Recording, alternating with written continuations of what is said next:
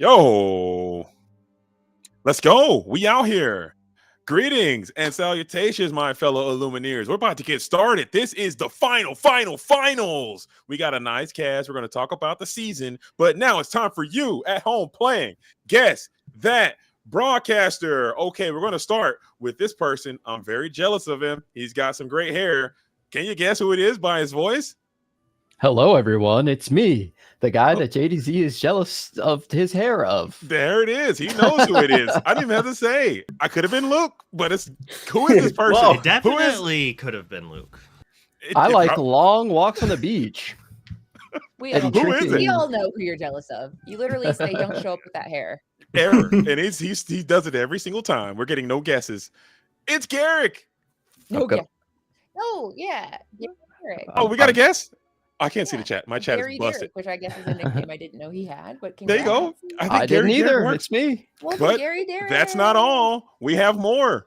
You know her. You love her. One of the strongest voices in the community. Super hilarious. And she may or may not have a dog with her most of the time. Who is it? You know who it is. She may be at a hotel or an inn somewhere in the desert. Who's out here with us? Can you guess? No one. Hey, yo. I'm Questin here. I'm from New York. Is that? Hey, don't banish me. Is that something? All right. People got it. People know. Someone said I have big, by someone, J-Bombs, I'll call you out, said I have huge Midwest energy and I haven't recovered from that. Yeah, honey. Hey, V got it. It is Katie. Come on down. But that's not all. Like, we got another guest. Someone you know, you love. They love some dogs. Okay. They like to feel a slight breeze. Okay. They are pretty cool and chill and vibey. Do you know who it is? Talk to him real quick. Our last panel guest. Tonight, the Islanders will decide their last coupling. Oh. And America gets to decide who will be the best couple in America. Dogs. Am I on the wrong show? I think. Wait, this isn't. Oh, never mind. I'm sorry. Yeah, I was like, who is it? Can we guess at home? Is there any guesses for our last host besides Luke? Obviously, it's Luke. You mean that was not Luke. Luke doesn't like that we don't let him play, but like it's your Breezels. We got it right. Judge Phil, you get 5 points. Honeybee, you get 5 points, and Chicano Heart, you get 5 points as well. Okay, so that is 25 points. Points don't matter.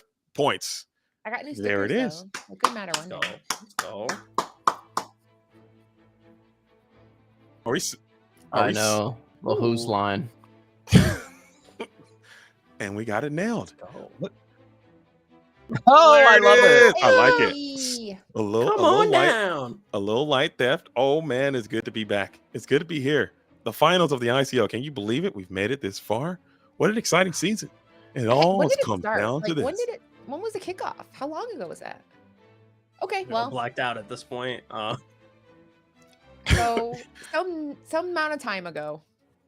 Okay.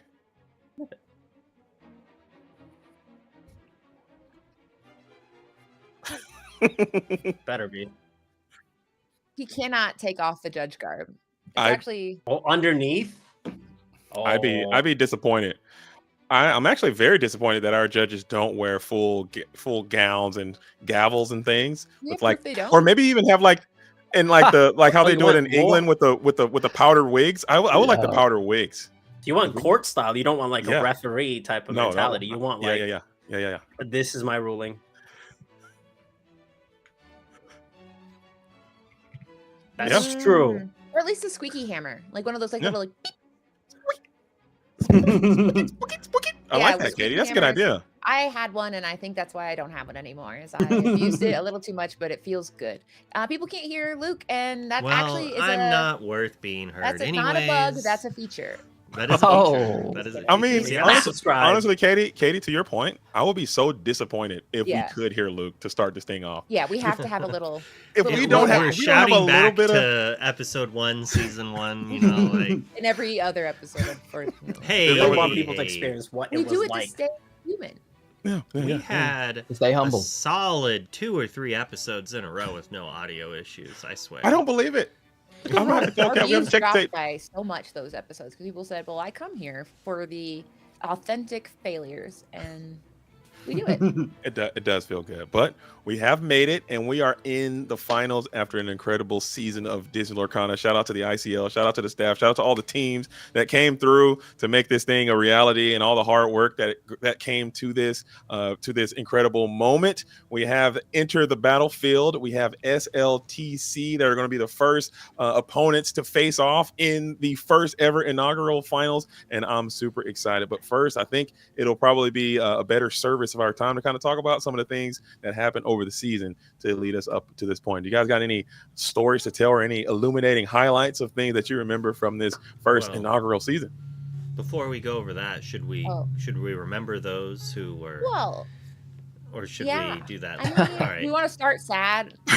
Yeah, let's start sad and build up We energy. did put together. So as you guys know, I edit sad. player cards, and it's important to let you guys know that during the player cards, sometimes people send me photos and they say, "I really like this photo of me, but perhaps you can Thanos snap this person out." And so as I sit here in my office by myself, I have had to witness a lot of really great tragedies, and I want to take some time to shout out those this season that were edited out. Some people got edited out twice. Let's just get that out of the way. Some people did get edited out twice. So whenever you're ready, Luke, let's a moment of silence for R.I.P. We can't hear it, but they get to hear it. So they can hear us too. R.I.P. I'm gone. I'm gone. God, but not forgotten. I had to actually get rid of Luke's hand for this too. Wow. This one's really sad. This is Yeah. like Romeo and Juliet all over again. Oh, God. Dang. You think you know somebody, and then this happens. I had it here. This is tough. Oh. Lots a lot of good ones. This is brutal, man. Like he edited out the champion. Oh, That one was aggressive. Yeah, he said, oh no. I've I like had to that. do this Oh, with no. Victor as well. Ladies are snapped too. That one was egregious right there. This is what I like. This is my favorite. Stan. Oh, goodbye. It's your favorite. Goodbye, WCC. That one was probably bad because there's probably more people that got cropped out before that one. Ryan. Yeah, Oh. Thanks for the sub, RMB. yeah, sorry, everyone. It gets deleted for the Sub sub. and That's scrub crazy. is what we call it. That's one of our Really judges. sad. Yeah. Now he's gone. Goodbye. All right. This is how we get them ready. That's how they enter Discord. They get erased. And it could happen to anyone. Oh no, it can happen to anyone. I mean, the Rockstar stage. Oh, my goodness. Oh. So that's what was hard This is because I couldn't Oh, get the it's edges a- straight on that oh. frame, and that was the hardest part. That's a fresh one. That's a double whammy. That's right. That's fresh off the press. Fame Wow. changes you. Wow. So- I'm emotional. Man. I just, it's just been so long, and it's just so sad to see all those forgotten pictures. Just, Yeah. man. Dang. Yeah. You know what? I was feeling good. Now I feel bad. I feel quite Now it's sad. Now we're gonna talk about all our favorite memories. Mine is the time we casted a match and somebody didn't have a lamp and they couldn't find one, and Oh. that was just my favorite memory because it really tested how well I can see a card, knowing maybe perchance the outline of a card. I believe that was me and Red Rose, perhaps. Mm. Tough to say, but that was a favorite memory of mine. JDZ, what's a favorite memory of yours this ICL season? There are so many memories to go over. There are so many things that happened throughout this arduous, long season. But I just remember the moments that I shared in the booth with all the people that I was here with and all the different people I got a chance to meet. I can't really go into too many details because I can be here for the rest of the time. But just the time I got to spend and meet and share with every single person that I've had a chance to call a game with or call a match with, I think it's been great. That was at least for me as a It was the as a Uncrustables booth we time. ate along the way. Dude, that was like a low true. point for me because I didn't think I'd That feel was a so low. close. That was because I was like, oh, this will be funny. And like at least 2 bites in, I was like, I'm gonna pass away. I'm gonna be banished. And you know what, Katie? To that point, I'm actually sad that became a meme that's associated with me because that's actually quite dangerous. And I don't want to see somebody get hurt from the Uncrusty thing. I'm like, oh, this is you, JDZ. I'm doing the Uncrusty challenge, and now We need people are a in the we need a emergency room. disclaimer that says Don't. This action is performed by a professional. Like, do not attempt at home. Whatever. Am I supposed to thaw it first? Yeah. Tragedy has struck in the. It wasn't frozen when you ate it. Liam did it once, and I saw the same look in his eyes that I felt of just like, I'm too old to be peer pressured. I am simply too old for this, and yet here I am, peanut butter, jelly, all at once, no milk. Oh God, and it was really scary. But I'm here. We're still here, and we're gonna lose Luke now. But Luke is actually scary. He's the scariest Uncrustable Smasher. Tragedy has gripped the Lorcana community as we have lost another player due to extreme choking. Yeah. In a rare These challenges are no joke. They are no serious child's play. Please. Where will you be when the Uncrustable happens to you? Please, if you got a family, just say no. Just say no. No Uncrusties for you. Just say no. Have you or a family member been hurt by an Uncrustable? No. Oh, Luke, were you about to do one just now, or were you sipping on a glass of soup? Oh, Put it in your armpit or your pocket or something. Pocket. I'll let it naturally warm. Well, I got one. Over the 30 minutes. You always have one on deck. Oh. When do you not have one on You got deck? one, a memory or a? Oh, I thought he was gonna have an Uncrusty. Uncrustable. Oh, I can get one. I think I got one in the fridge right now. I can go grab one and bring it down here and let I'm it thaw shocked. out. It's not pocket. I thought we got pocket. I should get it. Let me grab that up here while we're waiting. I mean, keep this that thing on me. You have that equipped. That's like standard equipment for you at this point. I feel we've already derailed the broadcast. Okay, we supposed to Well, go what- through Part of it. stats. Do you ask that in your green room now that, like, you know, you just get to be around in places? You're like must-haves, Uncrusties. Bro, when we were at the Diet when Dr. we were at Peppers. the Ink Invitational, I don't know how many people DM'd me before we were there, like, I'm bringing Uncrustables for JD. And then, like, people were just showing up with boxes, and I was just, why? There was quite a few. consumed like 3,000 calories in 2 hours. Which is crazy because he told me he started the day. He's like, well, I was nervous, so I didn't eat any breakfast. Then I waited till 5 p.m. and then I just ate Uncrustables until I died. And I was like, what was the plan?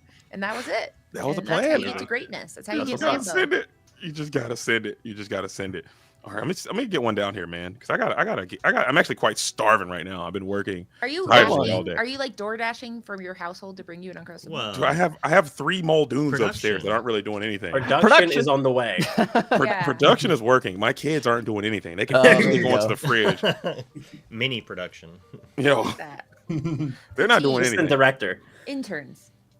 Why, Breezy? Do you have any peak memories from this season of the ICL? Well, see, I'm in my generational hater run right now, so I got to bring it back to the semifinals when our boy Franz absolutely got wrecked by watching 3 daisies show up in front of him and watch him lose his just desire to play the game and exist at the same time.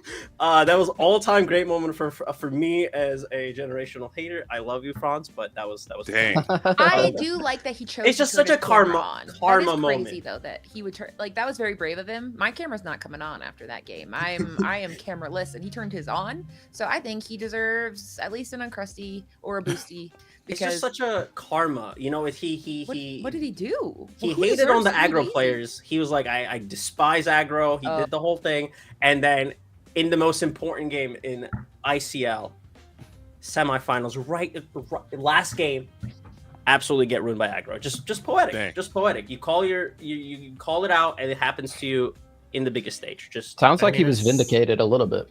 Yeah, it sounds like he was anyway. right in his hatred of aggro. shout out to the loungers, but very unfortunate loss, but it was just poetic in its all possible ways. I don't know if he'd find that his favorite moment, but maybe we can ask him. If he's not in the audience, so that might Thank you. explain. But all right. So do you have any? Whoa. Well, okay. Here, wow, give me one of 2 those. showed up. I mean, these Double are the Trader Joe's ones, man. They're A frozen. square? They're crust offs, dude. I'm brokey over here. I guess I'm broke. I'm on the I guess- no crust. It's called no crust sandwiches. I guess I'm broke. We have no Uncrustables in the building, ladies and gentlemen. Yeah. You know what? I would like to apologize on behalf of Yeah, everyone at the sorry, guys. They will ICL reach for out. this. You know, if they want to sponsor- give us, you know, like this is not a Ooh, sponsored thing, so but we're that's eating more the fun, cheap though. off-brand Uncrusties. I'll eat a whole box in camera if they sponsor You could us. eat Like, the I'll- fastest of a frozen Uncrustable. A Like, 'cause frozen? it's Dude, that frozen, might- and so you have to Yeah, kind of Don't break your teeth. Oh, this Yeah. is this is No, way it's too. gonna This is be- too hard. That's I'm how you, yeah, it's No, don't bite it. I'll just You throw it. can I'll just just kinda, throw it like, in you know, the- put it throw it in a jacket pocket and let it thaw. Yeah, Keep it Throw in close the to my heart. microwave. There you go. You're Oh, chilling. Yeah. Don't Keep go one in here. there Cold. too hot. All right. All right, we are off task. Derek, We have we're back on task. Katie. Derek, what's a favorite moment of yours? Well, I think the obvious one is when my team played against World Class Cards and beat them, and the only person to support us was Luke Wonderland, the absolute legend himself. And I will say, second most viewed on YouTube, our match. Maybe everyone showed up for World Class Cards, but I showed up to see him lose. I think it's for Damn. alliteration. Yeah, and like, you underestimate the power of a good logo. You guys have a really top-notch logo too. So Yeah. We got in there. We threw some uppercuts. I got knocked out by my sensei, Kendall. No, I'm not. But that's okay because my teammates carried me. Of course, my first time on the ICL was awesome. Like I was when I got the call, I remember where I was. I told all my friends and family, we're gonna be on the ICL, like me as a caster, and then our team got the news that we're gonna be added. So that was like awesome. Not like me personally, like related, I guess. The Tien Hu Maelstrom match, it was like a few months ago, but it was early on, and I would say those were like two big names, two big front runners that everyone was excited to see, and Luke had me on for that one, so that was huge. It was like two titans coming at each other, and I was like, this is going to be a big one. So those are some of my favorite personal memories from the ICL. But yeah, every single match that I've had the opportunity to do has been awesome. It's been a good time. Yeah, I was gonna say. So Good you vibes. have the opposite of experience. Some people have been able to play and then cast, but you cast and then played. So what was that experience like? Being like seeing it from the other side, being like, oh, I know they're reviewing me right now. They're talking about my plays literally every second. Yeah, I think it was a little bit more nerve-wracking having casted first, but maybe the players that have played and then hopped in the booth can give me their experience. But I was very nervous, and then when my deck started bricking, I was like, I have a built-in excuse, y'all. My deck just didn't perform. And I listened back to it, and what did they say the whole time? Well, Garrett can't do anything here. I mean, look at his draws; they're terrible. And so it was a complete win-win for me. My team already won. My deck bricked. I couldn't have possibly played bad. It wasn't my fault.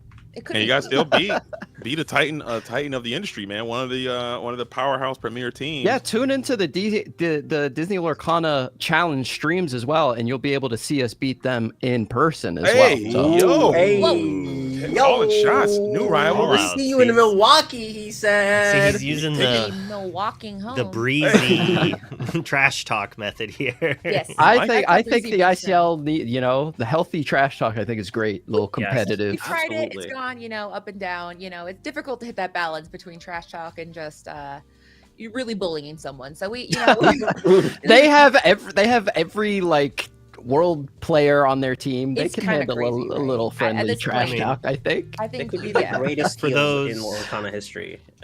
Straight NWO For vibe those too. who are not aware, they did just recently acquire Ed himself. So Who did they Yeah, trade? which is There's no trade. Well, There's no Yeah, salary cap. Who did they trade to Tian Hu? that was a free agent signing apparently. Okay. I'd like that. It was like they're like, sorry, you have to move to NorCal, and they're like, And what's What what's the if NFL guy? that's What's the basically NFL what- guy? What's his name? I forget his name. it's Yeah, no, basically he- like a super team. They He like basically he'd post all the It tweets take and stuff. all the best they can. guy They're that the goes on- Schefter? Shefty. Yeah. Oh, this just in. Woj Narnowski, Woj bomb. Bombs. Woj Yeah, and Ed's in the Shefty. chat. Ed's just confirming that they need to release somebody. So Dang, Oh, who's there we getting go. I mean, cut? I do believe Zan does left the Edmund- team, so well, they can't just Damn. trade that late. Like, that's too late. I mean, those are not the You same say- transaction. Yeah. well, Like, shout like, out to well, them, man. That's the team to beat. I think they're Absolutely. going to be the some of the front runners. They got Been a there, very done powerful that. team. Both So- world finalists are in the Yeah, same first- team. That's first- insane. The world champion and the world vice champion, same squad. I'm Crazy. 90% sure they have Adidas branded jackets. Like those aren't. Yeah, like, they are like a super team. They have the branded jack. They're giving That's like Globo crazy. Gym Yeah. energy, like the Yes. Gammas This is Yeah. the big from three all over an again. extremely goofy movie. That's a crazy Disney reference I just pulled out. But Well, yeah. I mean, they're Mhm. yeah. Or like I was thinking Space Jam, like when those Monstars. aliens- yeah, the Yeah. Monstars Yeah. show. Yeah, they're like, But what's remember, up, little Lorcana players? You're like, oh my did God. Golden They State, pull did they up. win that year? Golden State with Kevin Durant won, twice in a row. They did. Okay, never mind. I was about to say I'm wrong. They're like the big three too. You know, Yeah. they did it all. They also building a won team. too. We're cooked. You guys are cooked. I'm fine. I'm with it. I like a little bit of powerhouse, dude. You guys are cooked. The testing in that like group has just to be a fly on that wall would be probably like $1,000. But I like the YouTube video they did where they're like, welcome MTV Cribs. This is the World Class Cards Trading Airbnb. I was like, whoa. And they were like, this is the DKP corner. And I was like, it was really cool. And full disclosure to that point again, I don't want to interject my own anecdote in there, but I was in the Disney area with the World Class Cards when they had their VIP full Disney experience. And I was like, these guys are doing it right. I mean, that's probably... They got all the Uncrustables. They were jumping the lines. They got their matching outfits on. They're wearing black in Disney World, which I always think is very bizarre to do. They got pants on and stuff, and they're walking around. Bad choice. Yeah. Looking tough over like living. Looking tough over comfort. Exactly. Yeah, they're like, I'll die to look cool. Swag over everything. Yes, that's true. And we know that color. Drip or drown, you know? They also were doing that. And every time I see somebody wearing all black in Disney World, they always catch my eye. I'm like, you guys are too cool for school. I like it. I like the drip. As both color and, or not, sorry, you have colors like, what? No, I heard you looked really cool, that you were like a goth Disney person and just walking around and intimidating people. Yeah, they looked like rock stars walking around Disney World. They definitely have a target on their back now. Everyone's going to be coming for them now that they're going to be in the official season 2. They're going to be coming for World Class Cards. They're going to be coming for the winner of this matchup. I can tell you that much because these two teams have certainly made a name for themselves throughout the first season of the ICL. I know everybody was thinking Team Maelstrom, T and Who when we came into this thing, but ETB and SLTC, I can tell you this right now, it's not a secret anymore. People know, and they are aware of both of these teams. So I like it.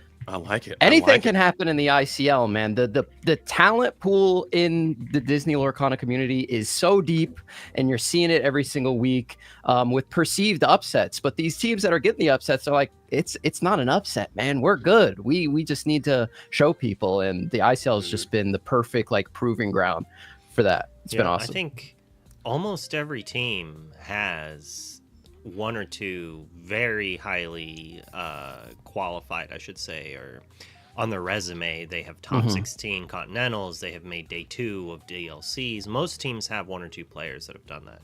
And then now you have, well, we don't know necessarily. So Ed did join WCC officially, but I don't know if that extends fully to the ICL or not. I'm assuming it probably does. But if it does, then their team definitely has the most... It's scary.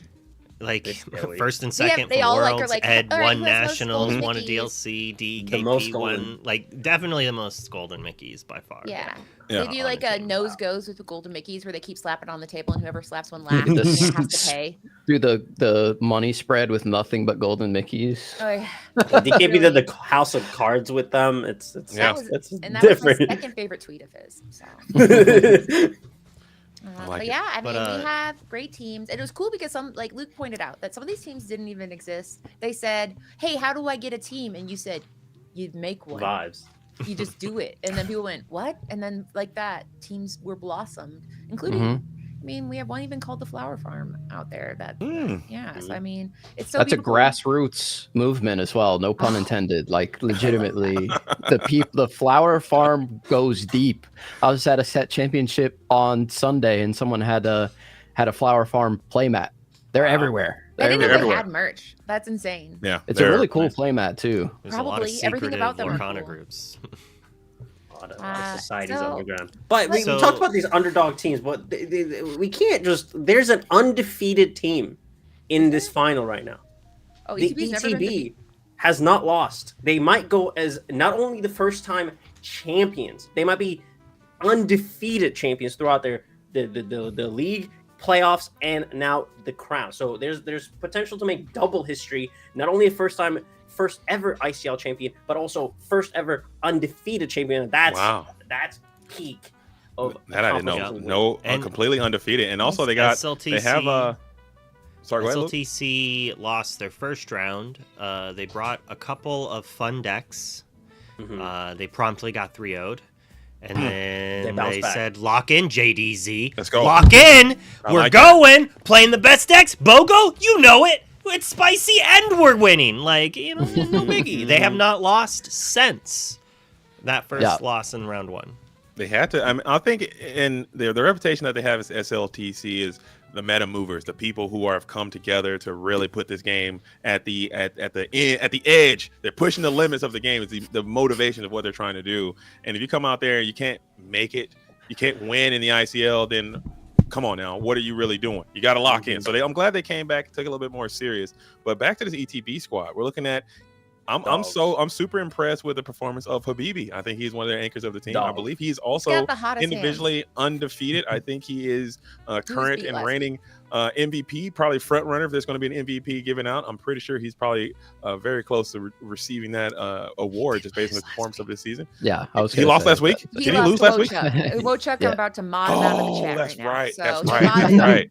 I called that game. I do remember that. Wojciech's about to be modded out of the chat. That's too funny. You got to be careful reading a Wojciech comment while you're live. I'm like, well, I'm gonna have to talk about 2 things here real quick. No. Okay, so I actually called that game. It was. But you forgot about it. It was just like it was in garbage time. I hate to say garbage time, but it was after the dub. The dub had already been given out, but still, I think he's a great player. I think he's doing a phenomenal. Pandemonium Heart, depending on what their roster, who they show up with, who they bring out, I think that might determine how this thing goes. But I'm very impressed with the lineup. I think they got the 1-2 punch. Pandemonium Heart and BB, they come in and they're getting dubs, man. They're putting victories on, and they're kind of anchoring this team together. So I like the spot. Are we gonna do it? Well, we were going to, but because we're going over the team. I was like, well, we're kind of spoiling who these. We're chatting it up. Well, I wanted just going over who was on the team. He was just talking about his favorite players, but we'll jump right into player cards right now. Oh, my bad. Did I break the mold? I'm sorry. No, I just was scared because I was like, you're fired, JDZ. Oh, he can't actually fire. I'm sorry. He actually is an elite employee. I'm an elite employee. Yeah, he actually his profit margins. He's the best sales on our team.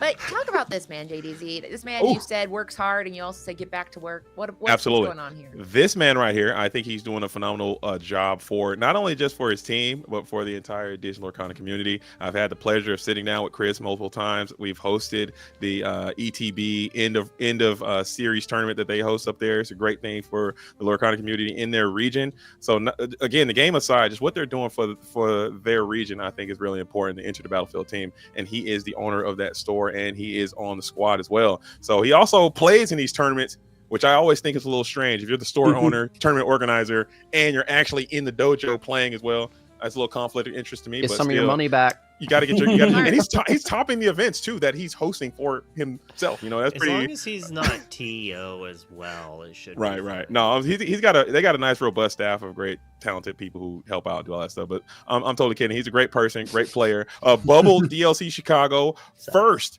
GTA Lorcana League. Okay, first place in his own. That's the league that I was talking about. GTA Lorcana League season 2.2, 2K top 4, GTA Lorcana League 3K top 8. Just a lot of consistency, man. Great player. I'm excited to see what he's going to show up with in this lineup. Shout out to Chris. Shout out to ETB. Oh yeah. Yeah. He also great post, by the way. Split the High Roller Cube draft with me. We were the only. All right, so let's talk about Ponzi schemes. So I have a handy chart here. It's not a Ponzi scheme. It's just hustling, and I don't even know if I would you want call to pay me for my own card that I'm going to win? I don't even know if I'd call it hustling. Hustling would be like if I was like, let's play a couple of games, and then I purposely lose. I feel this was a lot different. This was more. I played games and won, and then they still played with me, and I won more. Like that's not really hustling. There's other examples out there for hustling, but that's just him just saying, I'm good at the game. By the way, you want to try me? Yeah, and I tried to join, and he said no. He said only good players. So I mean, I was never gonna let me live this down. I felt sad, but I mean that's a little bullying, If but I was just trying to help a friend out. And listen, I learned a lesson. I'm just gonna let her lose her money. Does this look like a person that saves money? Does this look like a person who makes good financial decisions? Wait, did you do your giveaway yet? I That's a lot of touch Labubu. on it. Yeah, I need to like Not find a enough. software that goes through the comments. Oh. So I thought I could Whoa! like, just be The nothing. Quickster. Oh my god! And then like get 2 angels just appeared at the same time. The Quickster. Is everyone seeing what I'm seeing?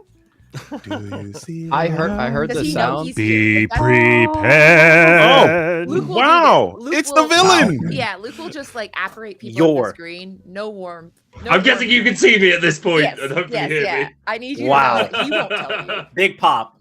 Big pop. Yeah, big. We just, Oh, I just big had to let pop. you know that we know. Oh. 'Cause Luke's not telling you. But they It's don't know the that villain. we know that they know that we know. Yes, but you don't know. But now you know, I don't know. everybody. I genuinely don't know because I still can't see. I'm joining the Discord now.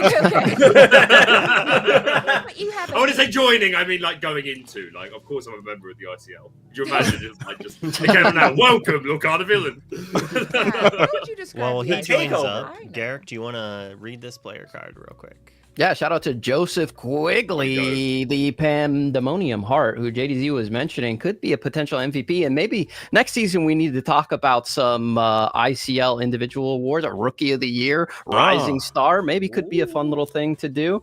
These But might happen after I get all the stats put into Okay, there you a go. thing and all set up and ready to go. Love we it. got Baker changing in the background here.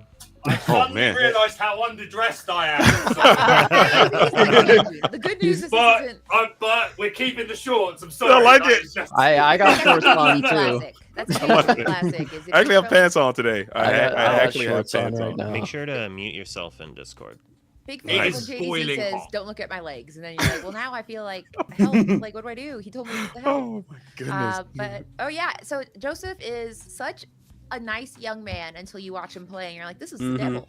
This is the devilish man." This Because, is I mean, Chernobog himself. Yeah, he plays, and he's just like he's just like so excited, and he's doing truly the most genius plays at all of Disney Lorcana. Maybe future member of the club villain club rather. So I don't know. We'll see. Villainous 'cause- energy. Yeah, he does. I mean, The villain has eyed this man since that. Oh, the villain club very much have their eyes on this man. Very much. You wait until negotiation part of the season comes along. We are big fans of Joseph Quigley his and his villainous. Big fans of his work and his villainous ways. Speaking of villainous ways, would you like to read out Elias's card for us, Breezy? This is the myth, the legend, Habibi himself. Top 64 DLC, fourth word. Top 32 DLC Toronto. 2-day twos. No big deal. No big deal. Holiday enthusiast. Big time Easter fan is from what I heard. 55th in World Lorcana ranks. Incredible talent. Amber Steel God. Crushed the league so far. What if he's not playing that tonight though? What if that's like the final act? Is he's like, I don't "Guess think what? he's I've played been a anything Ruby else." Sapphire player this whole time." So Discard. that is one of the nice. It was the things about Sapphire the players ICL. all along.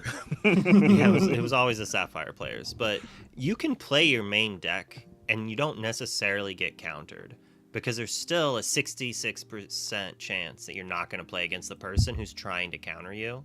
It's really weird how it's just like, oh, you know, Ruby Amethyst is, or like Ruby Sapphire is the big bad and I ought to lose to it, but I only have a 33% chance to have to play it. If they're playing it in their lineup. And so Elias has just been able to play his main deck. You know, he gets to one trick as much as he wants here until rotation, and then who knows? It's going to be a fun game for everyone when we all have And to also go back to the on drawing top board. of that, on top of that, Luke, he often texts the deck to be able to combat some of his worst matchups as well. So that's another skill that he does have. Even if he finds himself opposed to someone who has an advantageous matchup, he still can negotiate through that with his text that he uses. And another thing I want to talk about this ETB team that we haven't really discussed in our preamble is that this team, they metagame hard. They're always talking about how they're getting into Discords. They're looking at the previous film. They do. They're discussing. They're having conversation. Baker, you know what I'm talking about.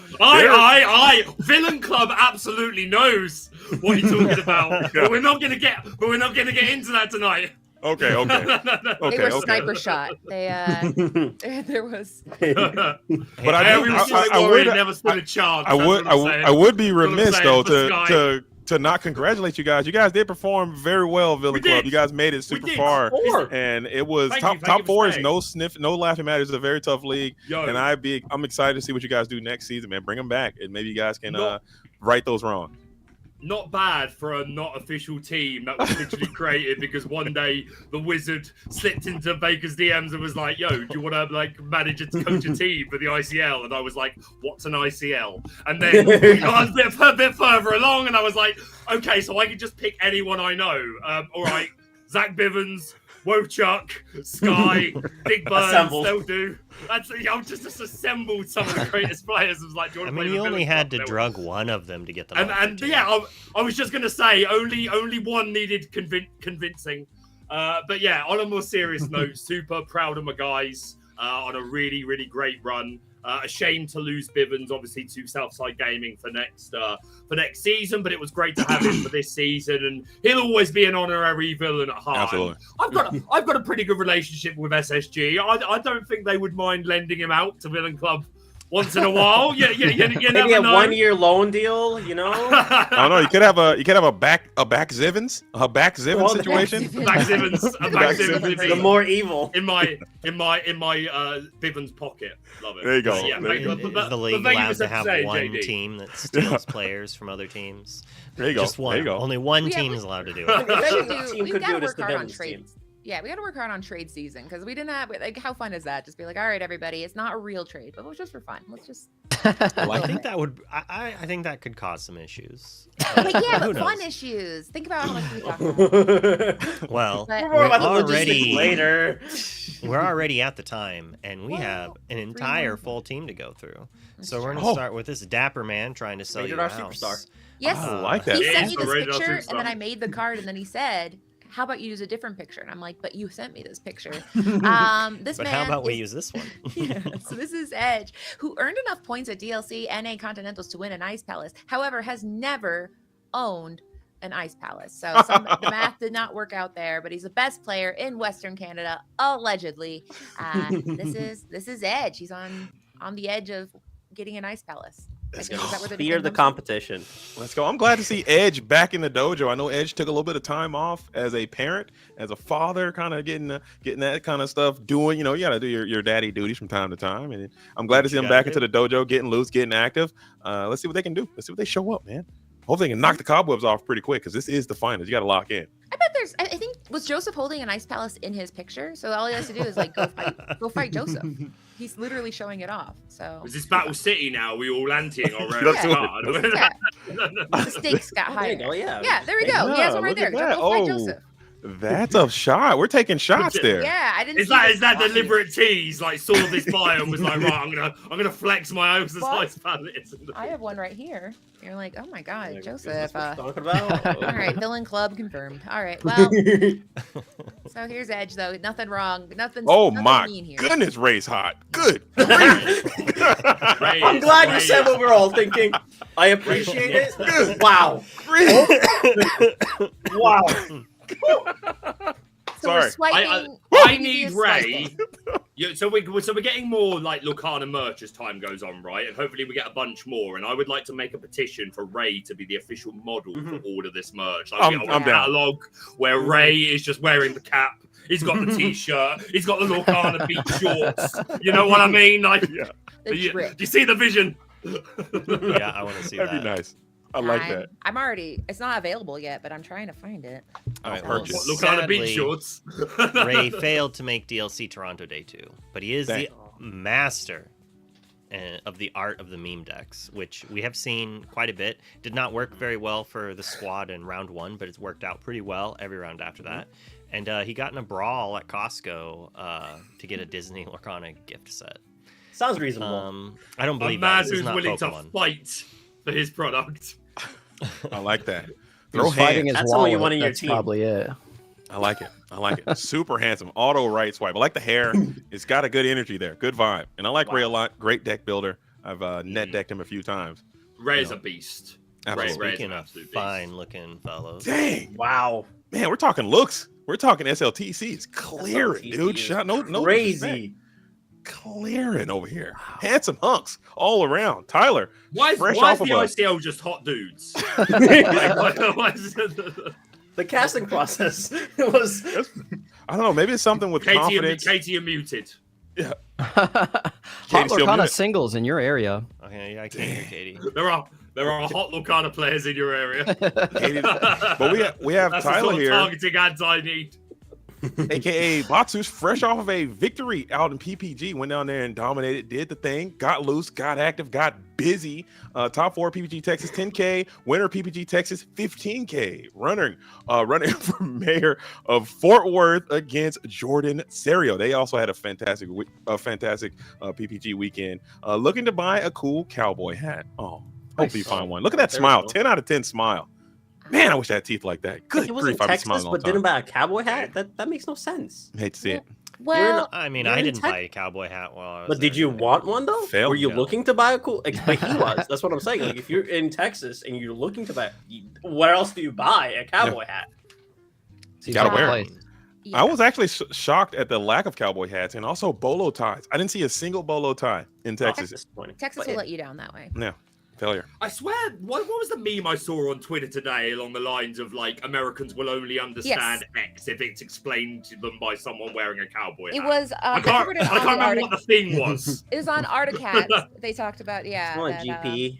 Articast yeah. makes sense. Yes, they It's were good discussing. content. I was watching that today, and they said, "How come they don't take it serious until there's a cowboy hat?" And I said, "Well, yippee ki Oh, it was a certain deck type, wasn't it? Yes, it was Mm. purple. Amethyst purple, emerald, yeah. amethyst emerald discard." And they said, "Why don't you take it serious until a cowboy hat man wears it?" And we said, "Because it's rootin' tootin' now." It's ruined too. Well, I tell you what, he was cooking that weekend, man. That was a great weekend for him and also Batsu down there. Yeah, Tyler getting loose, yeah. getting active. All right, but we got a pick though, Luke. It's time. Are you ready to see the picks? You want to get the picks in? Ooh. I want to start with you. Should lead it off, Luke. I mean, this is the finals. Yeah. Thank you again for I all your don't hard know work. if I this should. season. Like, I should lead think it I've off. cursed every like ETB Well, sitting the there queen like cursed. don't root for us. Every time you've said we're gonna lose, we've won. He's literally messaged me saying, "Thank you for saying we were gonna get swept. It was what I needed to win." I mean, that was not exactly verbatim, but he said thank you because of the caster's curse. Mhm. So like. Do I just, am I going to say SLTC 3-0, easy peasy? It's the finals. I don't know if they can a sweep in the finals Yeah. would be crazy. Is it possible? Sure. Would Habibi be very upset with me if it happened after I said it would? Probably. So, just to hedge my bets, we're going to do 2-1. I think they're going to lose. I think they're going to come back and win round 1, even though they're on the draw. It's going to be a comeback from behind, out of nowhere, top deck, triple daisy action type thing. And then in round 2, I think they'll lose on the draw, and then they'll take a clutch round 3. And that's just going to be kind of what I would like to see happen. So that's going to be what I predict is going to happen. Okay. That was very specific. Very I really specific. liked it. You mapped it all out. All right, who you passing it to, Luke? Let's start with my soon-to-be green-screened friend on the bottom. Mr. Yeah, sorry, that Villain. took me a while. Oh, but there you you go. just we got there. chroma keyed. Oh I man. just got keyed. Yes, congratulations. Okay, so again, shout out to Villain Club, top 4, what an accomplishment. But I must say that if it wasn't gonna be Villain Club, I was always supporting SLTC. I've had the pleasure to sit under the learning tree of SLTC for over a year now, and learn from some of their players who are numerous and talented, wonderful people. And I owe a lot to SLTC for my personal improvement as a player over the last year. So I know just how talented these guys are. I am going for the SLTC sweep. Short and simple. There you go. They're taking it home today. These are some of the best players in the world, and they're here to prove it tonight. Meta man, moves. That's tough. That's a tough call. Who you passing it to? Baker. Let's pass it to the wise man, my man, Y Breezy. No. Thank you, my villain. Thank you so much. I appreciate that. But I have to disagree with you, my friend. I have to do that. Ooh. The crown is going to the north. Oh. It's going to ETB. They got dogs. They got a bunch of dogs just waiting for this W, waiting to party up in Canada.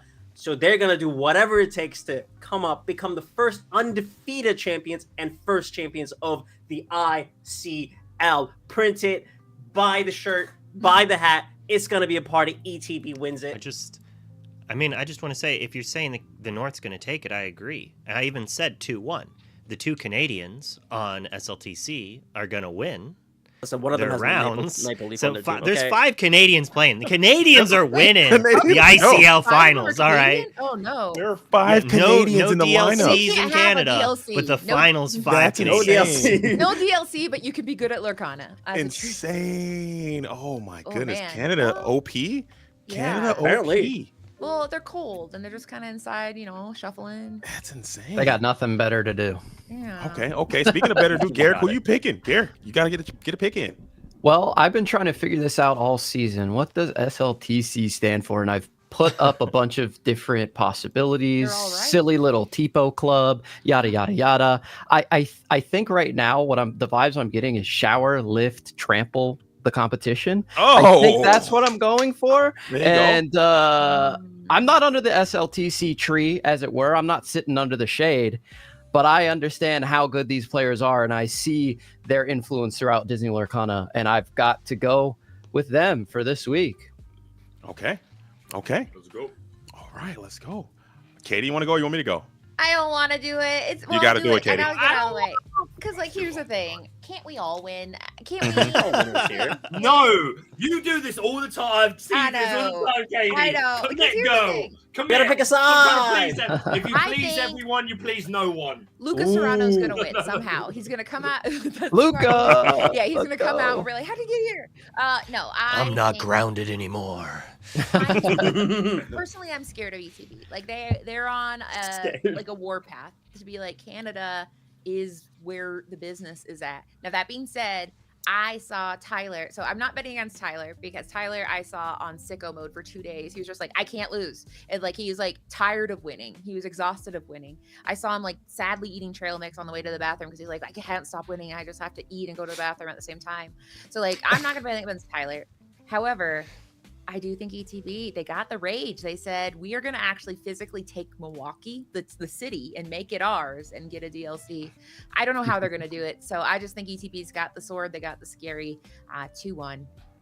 And I don't like 2-1. saying it, but they're scaring me. They're on Lock path. the answer in. Oh Katie. man, ETB versus SLTC. That's a lot of acronyms in the ICL. ETB, SLTC, ICL. Let's get it. Let's get loose. Let's get active. I think both of these teams are great. And even more than that, I think both of these teams have some really hot hands. Like I said, Tyler crushed out in PPG. Hand is on fire. Ray's hands on fire. We got Habibi, hands on fire. Pandemonium Heart on fire. But we got those 2 players. We got Edge and we got Chris. I haven't really heard them in the chatter. I haven't heard them dominating the headlines here in the past couple of days and weeks. And then maybe it might come down to what those 2 players are going to do and who's going to make it. But I'm giving the slightest of edges. You know what I'm saying? I love ETB. They're in my heart. You guys know I'm Great White North through and through.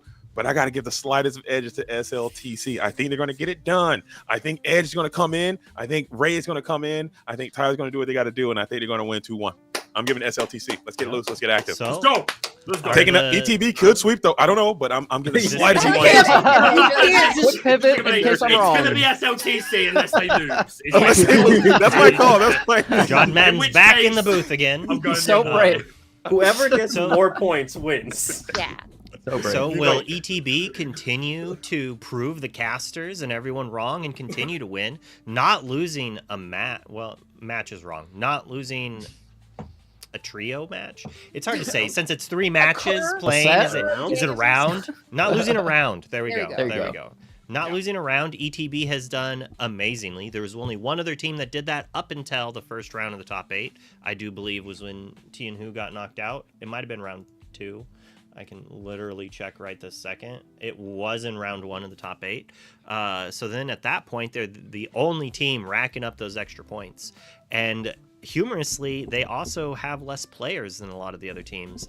So the players on their team probably have some of the best records overall through all of the ICL. There might be 1 or 2 people with 100% because they played 1 game. But I mean, Elias and Joseph were out there playing almost every time, with Chris taking a jump out in and out for different team members joining. I think there's only 4 or maybe 5 of them on there. 5, Adrian and Riley, I do believe.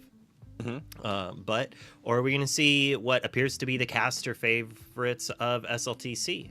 It's hard to say. If you're looking in Discord, a few of the casters here, I think, have SLTC as their Discord logo. A little biased journalism But, going uh, on oh, here. but, Hey, you know, SLTC, they accepted me. Okay, they brought me in. I've learned so much being there, and I just hear how smart these players are. I know the ETB guys are great.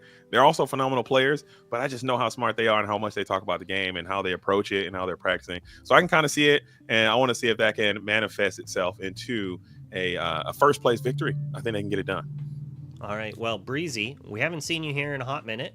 Where could we find you? Because I do believe you're stepping away, but the rest of us are going to be coming back at different points to do some casting here. Well, first of all, it was an honor and a pleasure to do this little pre-show. I had the honor of casting games early on the rounds. It was a fantastic. This season has been fantastic as well. Also, nice little villain pop. That was also beautiful to see today. Always an honor to see you, my friend. But you can find me on Twitter.com or X.com, whichever you're into, at YBreezyS, where I use a lot of caps, get a little loud, and that's about it. And thank you so much for having me back here. All right, well, Wise man. Garrick and I will be back for round 2, and then in round 3 we should have Liam and the JDZ, and we're about to cut to our man Lorcana villain and Miss Katie here. Bye. All right. It's Oh, happening. I'm tiny. I'm tiny villain all of a sudden. Feel like I'm in a high chair. This is how they humble you. They try to. This is I'm what in a Luke little does. villain high chair. Like, Luke likes to do this when he brings people on. He's like, how can I make them feel small? But he might enlarge you. Watch out. Be careful what you wish for, because Luke works in mysterious ways.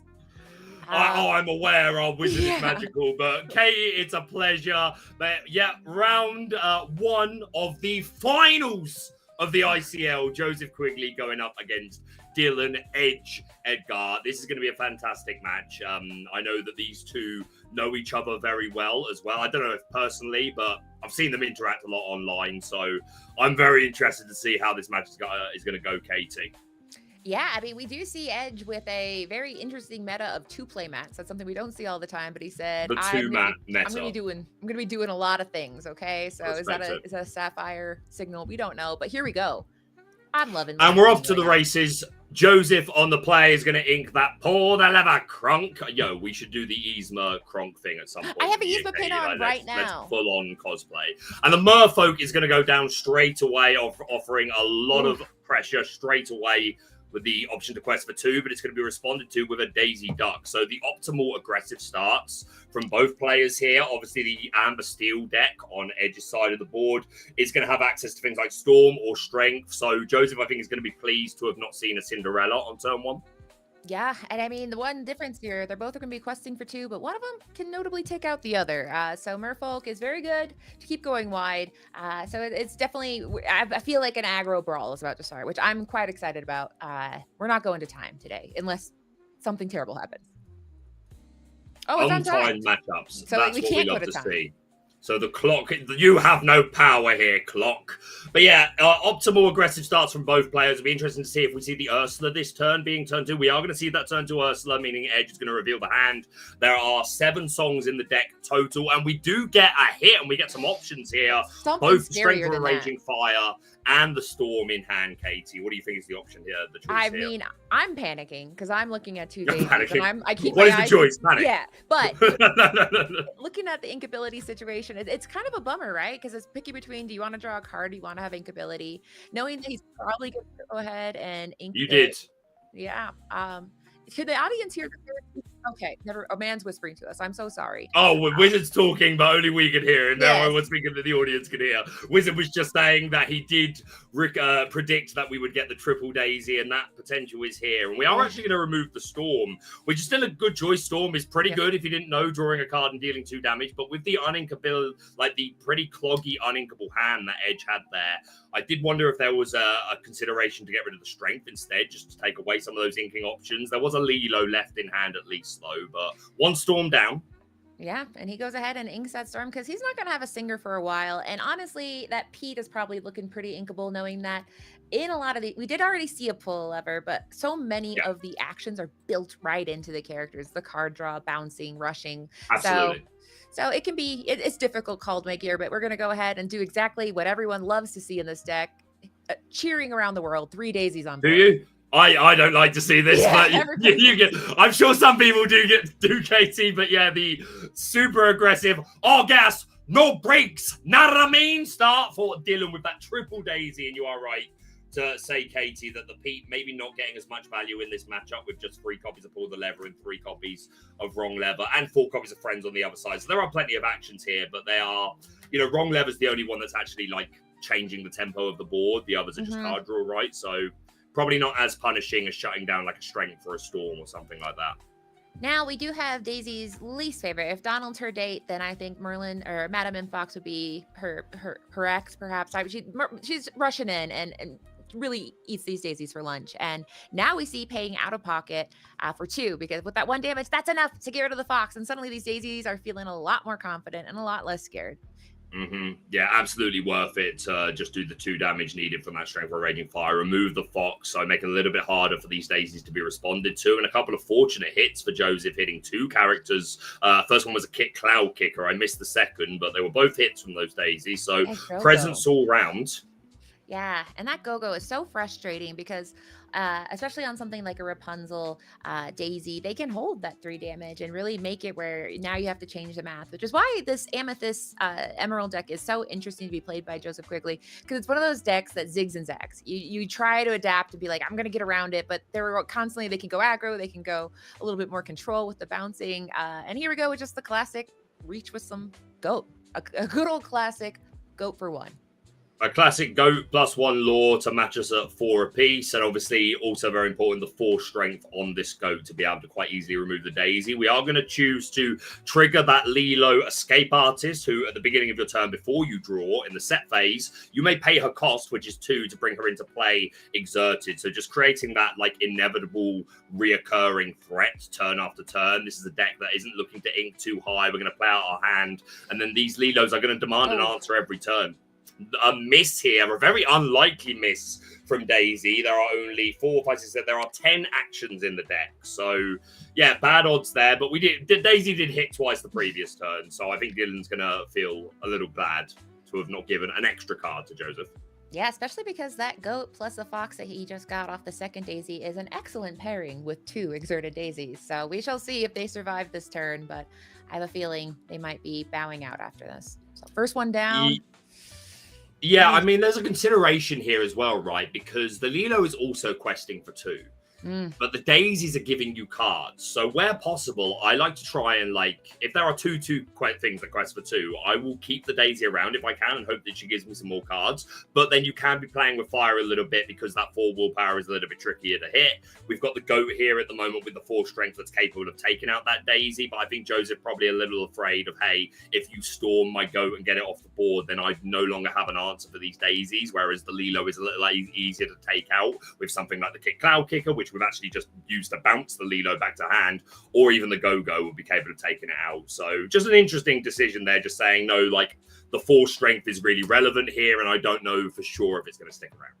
Yeah, I mean, being able to carry that damage, we call it, a Rapunzel trap, but it's also a Go-Go trap. And we see Go-Go being played, but she can very easily be called right back to the hand. So she's on the board, adding some pressure here, but we could see her called back. We could see her challenge, and just keeping that option open for another unfortunate miss there with Daisy going on a quest, taking Dylan to 10 lore, so we're halfway there, but the Daisy hitting a friends on the other side, which is not a friend to Joseph, so that's going to go to the bottom of the deck.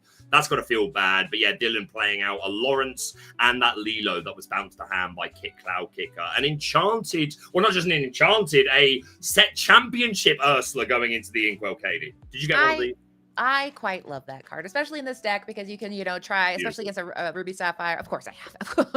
Of course. No, I mean, I had to fight really hard. Of course. You sounded like Cruella de Vil there. Of course, darling. Yeah, but it is a lovely card to have in the late game. But in this case, she is very inkable, even if she is pretty menacing. And now we see, the cleanup where you have this bounce, you have coming in. It's very frustrating to play against this deck, because just because you've dealt with something once doesn't mean you see it on the board, it might come back. You're going to get that vertigo from seeing it. In this case, we're able to challenge into that Daisy, but Dylan's able to go wide again. So we're going to have to see Joseph respond over and over and over again until possibly Dylan stalls for cards, which it looks like he might be top decking at this point. He is now, yeah. So he opted not to pay the cost for the Lilo. No, sorry, it couldn't have anyway because it was returned to hand and drew a lady. So opted to play that lady and then play the Lilo for free. So continuing to present these threats, but you're absolutely right. As Joseph continues to extend this board and have responses, and there's going to come a point where, well, it's already come. The Cloud Kicker has been bouncing this Lilo back and forth. There are Elsas in the deck, 3 copies. So there's going to come a point where that's going to become very annoying. So it's now on Joseph to just continually have answers for this board. I expect we're going to see the Lawrence to remove this turn. We're going to pay the full 7 for that Ursula Sea Witch Queen, Katie. Well, okay, earlier I didn't get to talk about her because it was just saying, but now she's in the battlefield here, and she is very fun. She has entered the battlefield. Yeah, and she entered the battlefield. And as far as singing songs, that is something that is still always available to any kind of Amber Steel deck, is they're going to probably have a couple songs in there. So this changes the math, and not to mention, she's a 4/7. So if you whittle down, like we just saw that Lawrence leave, you're going to have to work really hard to get rid of her. So now the favor starts going towards Joseph a little bit, although that lore count is dangerously high. Yeah, and this is one of the matchups that this Ursula Sea Witch Queen is specifically for, right? Because of her ability which will stop opposing, well, all players being able to exert to sing songs. Steel Song likes to sing songs, whether it's the aggro version that we're seeing here from Dylan or a whole new world variant. So this Ursula being on the board is going to be annoying. The Cinderella is not going to be able to turn sideways to sing a song, and she's representing 3 lore, and Joseph already up to 13. But Joseph at 16, how much of this board can we remove this turn? We've exerted the Cinderella, courtesy of the second ability of the Ursula. When she quests, you can exert a character. So we should be able to clean this up. Yeah, and I mean, he's doing the math to say, how much can I leave on my board here? How much do I have to versus need to? But I mean, it'll be interesting because, I mean, we have access to that Lilo. No matter what happens, I mean, unless I don't think he's going to be playing any more cards. I mean, technically he could bounce that Lilo. In this case, no. He's just going to get it. So he'll always have access to that Lilo at the beginning of the turn. But it's very stressful because when you have Lilo, you have to make that choice whether you're going to play her or wait to see if you get something better. And sometimes it's just better. It's hard. Yeah, you're right. That is a decision point that will play can be really tricky. I think with the 5 ink we've got here, we always return this Lilo, which we are going to see at the moment, because I don't think there's much in the deck that's going to be above a cost of 3. But if you had a hand, then you would have to make that consideration, right? Of maybe the thing I want to play, maybe the card I draw is what I want to play. But there we go. It's over. Dylan not able to get over the finish line, and Joseph wins game 1 of round 1 of the ICL finals. Quick match there, Katie. It was, and that's what I was thinking would happen, because in both these decks are kind of tech to go fast. I think the difference, though, is if we look at Joseph's deck, it is a little bit more versatile. Like the mid game, it just gets so powerful due to that bounce package, due to the fact that we have rushing and then lore reach, and then the actions. We didn't get to see a lot of actions because Daisy was making sure to send them to the very bottom of the deck, but it can be very frustrating against Joseph decks in the mid game, and we didn't even really see all the tricks that he can do. But Dylan, he could be fast too. We saw it, and it could get worse. If we saw it bad, it can get worse. It certainly can, but yeah, pretty unfortunate. The Daisy started off being very kind to Joseph with a couple of successful hits on those quests, but then, seeing multiple actions in a deck that only has 10. But moving into game 2, Dylan will be on the play, which is a place you like to be, especially when you've got access to things like Cinderella and Let the Storm Rage on. It does need to respect the green-purple player's ability to play Ursula on turn 2. So that's why the mulligan could be so pivotal. Well, it's always pivotal, let's be honest. But in this matchup in particular, you're thinking, right, there's the possibility that you have Ursula on turn 2. Now, because I'm on the play, I can go Cinderella, and then if you play any 1-drop, then I get to Storm before you get a chance to Ursula me. But if that's what happens, if Dylan plays a Cinderella on turn 1, maybe Joseph doesn't play a 1-drop to not give that Storm value.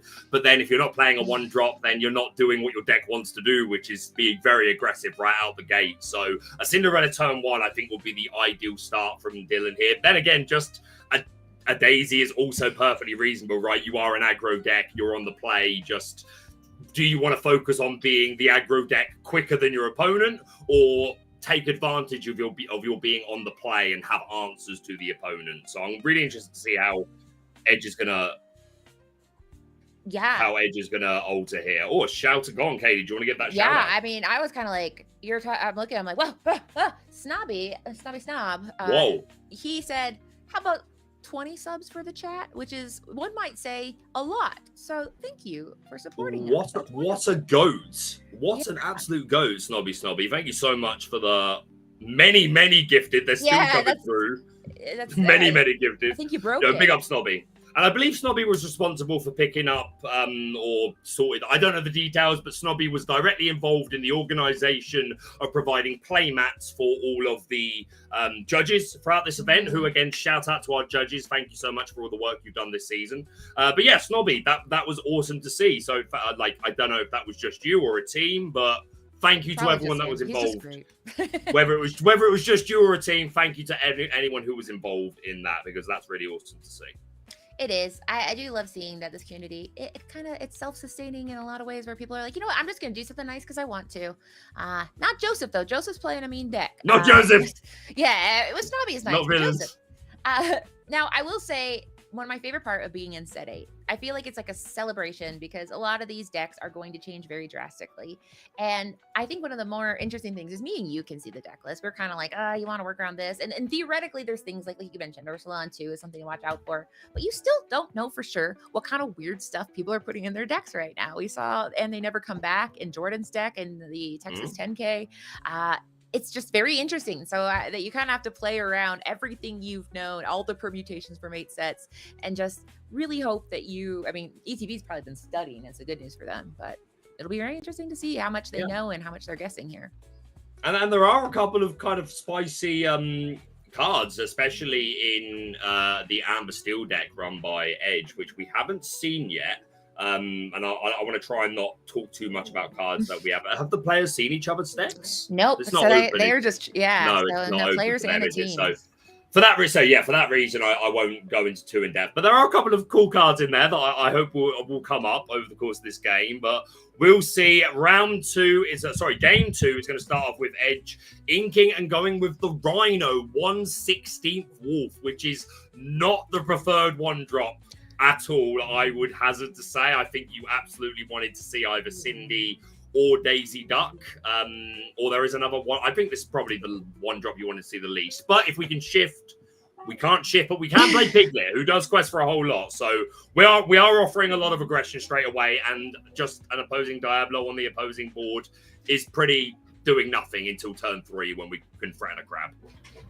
Yeah, I will definitely say that Rhino is one of those things that's it's another kind of menacing ambience where it's like it's not a problem yet, but it can become a problem very quickly. So we're about to see here how big. Let's see him. And Dylan going out of his way to put them as far on the corner as possible. I can see a dot. Private. There you go. You can't see this. Oh, and there I think is the card he wanted to talk about. I think that second one. There is, yes. I think this is I think that's a Doc, a Lady, a Goofy, and a Lilo. So yes, the reveal. We got Goof, guys. We got Goof. JD in the chat. I know you're going crazy right now. We got Goof, groundbreaking chef. This is a really interesting new legendary card from Reign of Jafar. 4-cost thinkable 3/4 quest for 2. And at the end of your turn, you may remove up to 1 damage from as many of your characters as you like. And each character that you remove the damage from in this way, you get to ready them. Really saucy card here. I like it. A few big butts in this deck as well that could benefit from that, like the Lawrence or the Rhino, if they try and 2-turn the Rhino by putting damage on it 1 turn and then finish it the next turn when it doesn't have resist. This Goofy's going to come in and ruin your day. Exactly. And I mean, he changes the math. He changes it where he's kind of like with the Sven that we saw in Shimmering Skies. It's able to ready 1 character. This one's doing healing and adding potentially many characters. Yeah. So, but potentially. It's the wider that Dylan gets, the more Joseph is probably sweating, because this you have to really. We say that like steel is spot removal, but I mean, Amethyst Emerald also has a big problem with wide boards. A crab would be nice. It's a P-band Shadow Finder. That's also reasonable. That'll absolutely work for us. We get rid of this Piglet, which is offering the greatest threat density with that 3 lore that it gets when there are at least 2 other characters on board. So definitely the target of choice. That you could make an argument for the Rhino if you would struggle to answer the shifted one, but I think this Piglet is threatening too much lore for you to really care about that too much. But yeah, Peter Pan nice here. Also, a crab would have been fine here. A fox as a last resort. But this is good. Yeah, inking the wrong lever probably feels it's very like it's no perfect answer here when you see somebody because I know bouncing removal is really at a premium right now. So he's just kind of making that decision of how worth it is it. Now putting a damage on the hamster can be quite advantageous. So if he does shift, suddenly that comes he's shifted without resist. But in this case, he says I don't have time for that. So we'll go ahead and quest. Yeah, and you also risk just even a Rapunzel for 1, right? Which Yes. again isn't loads of value, but we are going into turn 4, so it would fit our curve quite easily here to just remove that 1 damage. So I think just a quest here makes a lot of sense, and Edge is feeling the same on this day. He quests clearly. Everything has come to life. That's for the wrestling fans. I've been waiting for a chance to get this Edge reference in, and we're gonna go ultra wide, Katie. Yeah, it's getting bad because every time he goes a little bit wider, Get bad. Yeah, he's needing some monster. Or you hear something because it's just gonna. Monster. We're you here? off in a wrong ink, but he's going to have to work extraordinarily hard because I mean we talk about having story on board. However you want to call it. When I look at this, I'm like, I'm not counting. It's bad. But I'm getting. Kate's getting bullied right now. I am. Well, and I'm getting bullied by my dog. My dog woke up from a nap and she's trying to actually get into my desk. I'm really taking a lot of heat here, but not as much as Joseph, who really just has to answer the inevitable. Because with this Daisy sitting here, or not Daisy, Lilo sitting here knowing that, hey, you can get rid of me, I can come back in for free. A lot of 2-questers and a hamster that could become a 2-quester at any time. We see him do something kind of not fun here of putting in a go-go just to have rush, because that Peter Pan does give go-go rush. Yeah, Peter Pan, Shadow Finder providing rush to evasive characters, so we are able to get some value from this go-go despite not being able to trigger its ability. No lore, but able to answer the Lilo, and this Pegasus also can challenge into the Rhino, along with the Ursula to finish. I was going to say, why is a Pegasus finishing off a Rhino? But we're going to double into it with the Pegasus and the Ursula just to get some of these threats off the board and just stem the bleeding a little bit. The Shadow Finder, I've got to imagine, is very tempted to go into the Lady, but you might be incentivized to want to keep it around to hopefully get another evasive character on the next turn who could also benefit from the rush. We'd love to find a genie, something along those lines. But yeah. It's scary though, right? Because there are 3, 4, 5. There's 7 lore on the board, threatening to go to 16. I don't think you can lead this Lady. Yeah, I mean it's frustrating because he does not want to lose anything right now, but at the same point, you have to stop this tidal wave here and make him use this 3 ink, possibly 4 ink. And we've seen it before. These kind of aggro style decks, they can run out of gas. We count on Rapunzel, we count on Storms, we count on Docs, but sometimes they don't show up when you ask them to. Sure. So if he can get it to run out of gas and just keep answering up, and there he is. He shows up exactly when your opponent needs him to, and here he is. Yeah, I mean, the fact that we didn't see a genie on that 4 ink turn, like, just gives us an idea about Joseph's hand overall, right? Like, Go-Go was fine as plan B, or plan C, probably more likely, because it was able to challenge straight away at the very least, but we'd have loved a genie there to fully utilize our ink and draw more cards. So, yeah. Ugh. Joseph maybe not with the best hand in the world, and Dylan firing ahead 13 lore now and putting down a Cinderella and a Doc Bold Knight as we pass back to Joseph. Yeah, and that Doc, it seems like when you need it, there's 3 in your opening hand, and when your opponent needs it, it's always their top deck. So in this case, Dylan's feeling fine because he drew 2 cards off of that Doc and is just waiting for the next turn. Whatever you want to do. I got Lilo in my discard, not feeling too scared. Sitting pretty.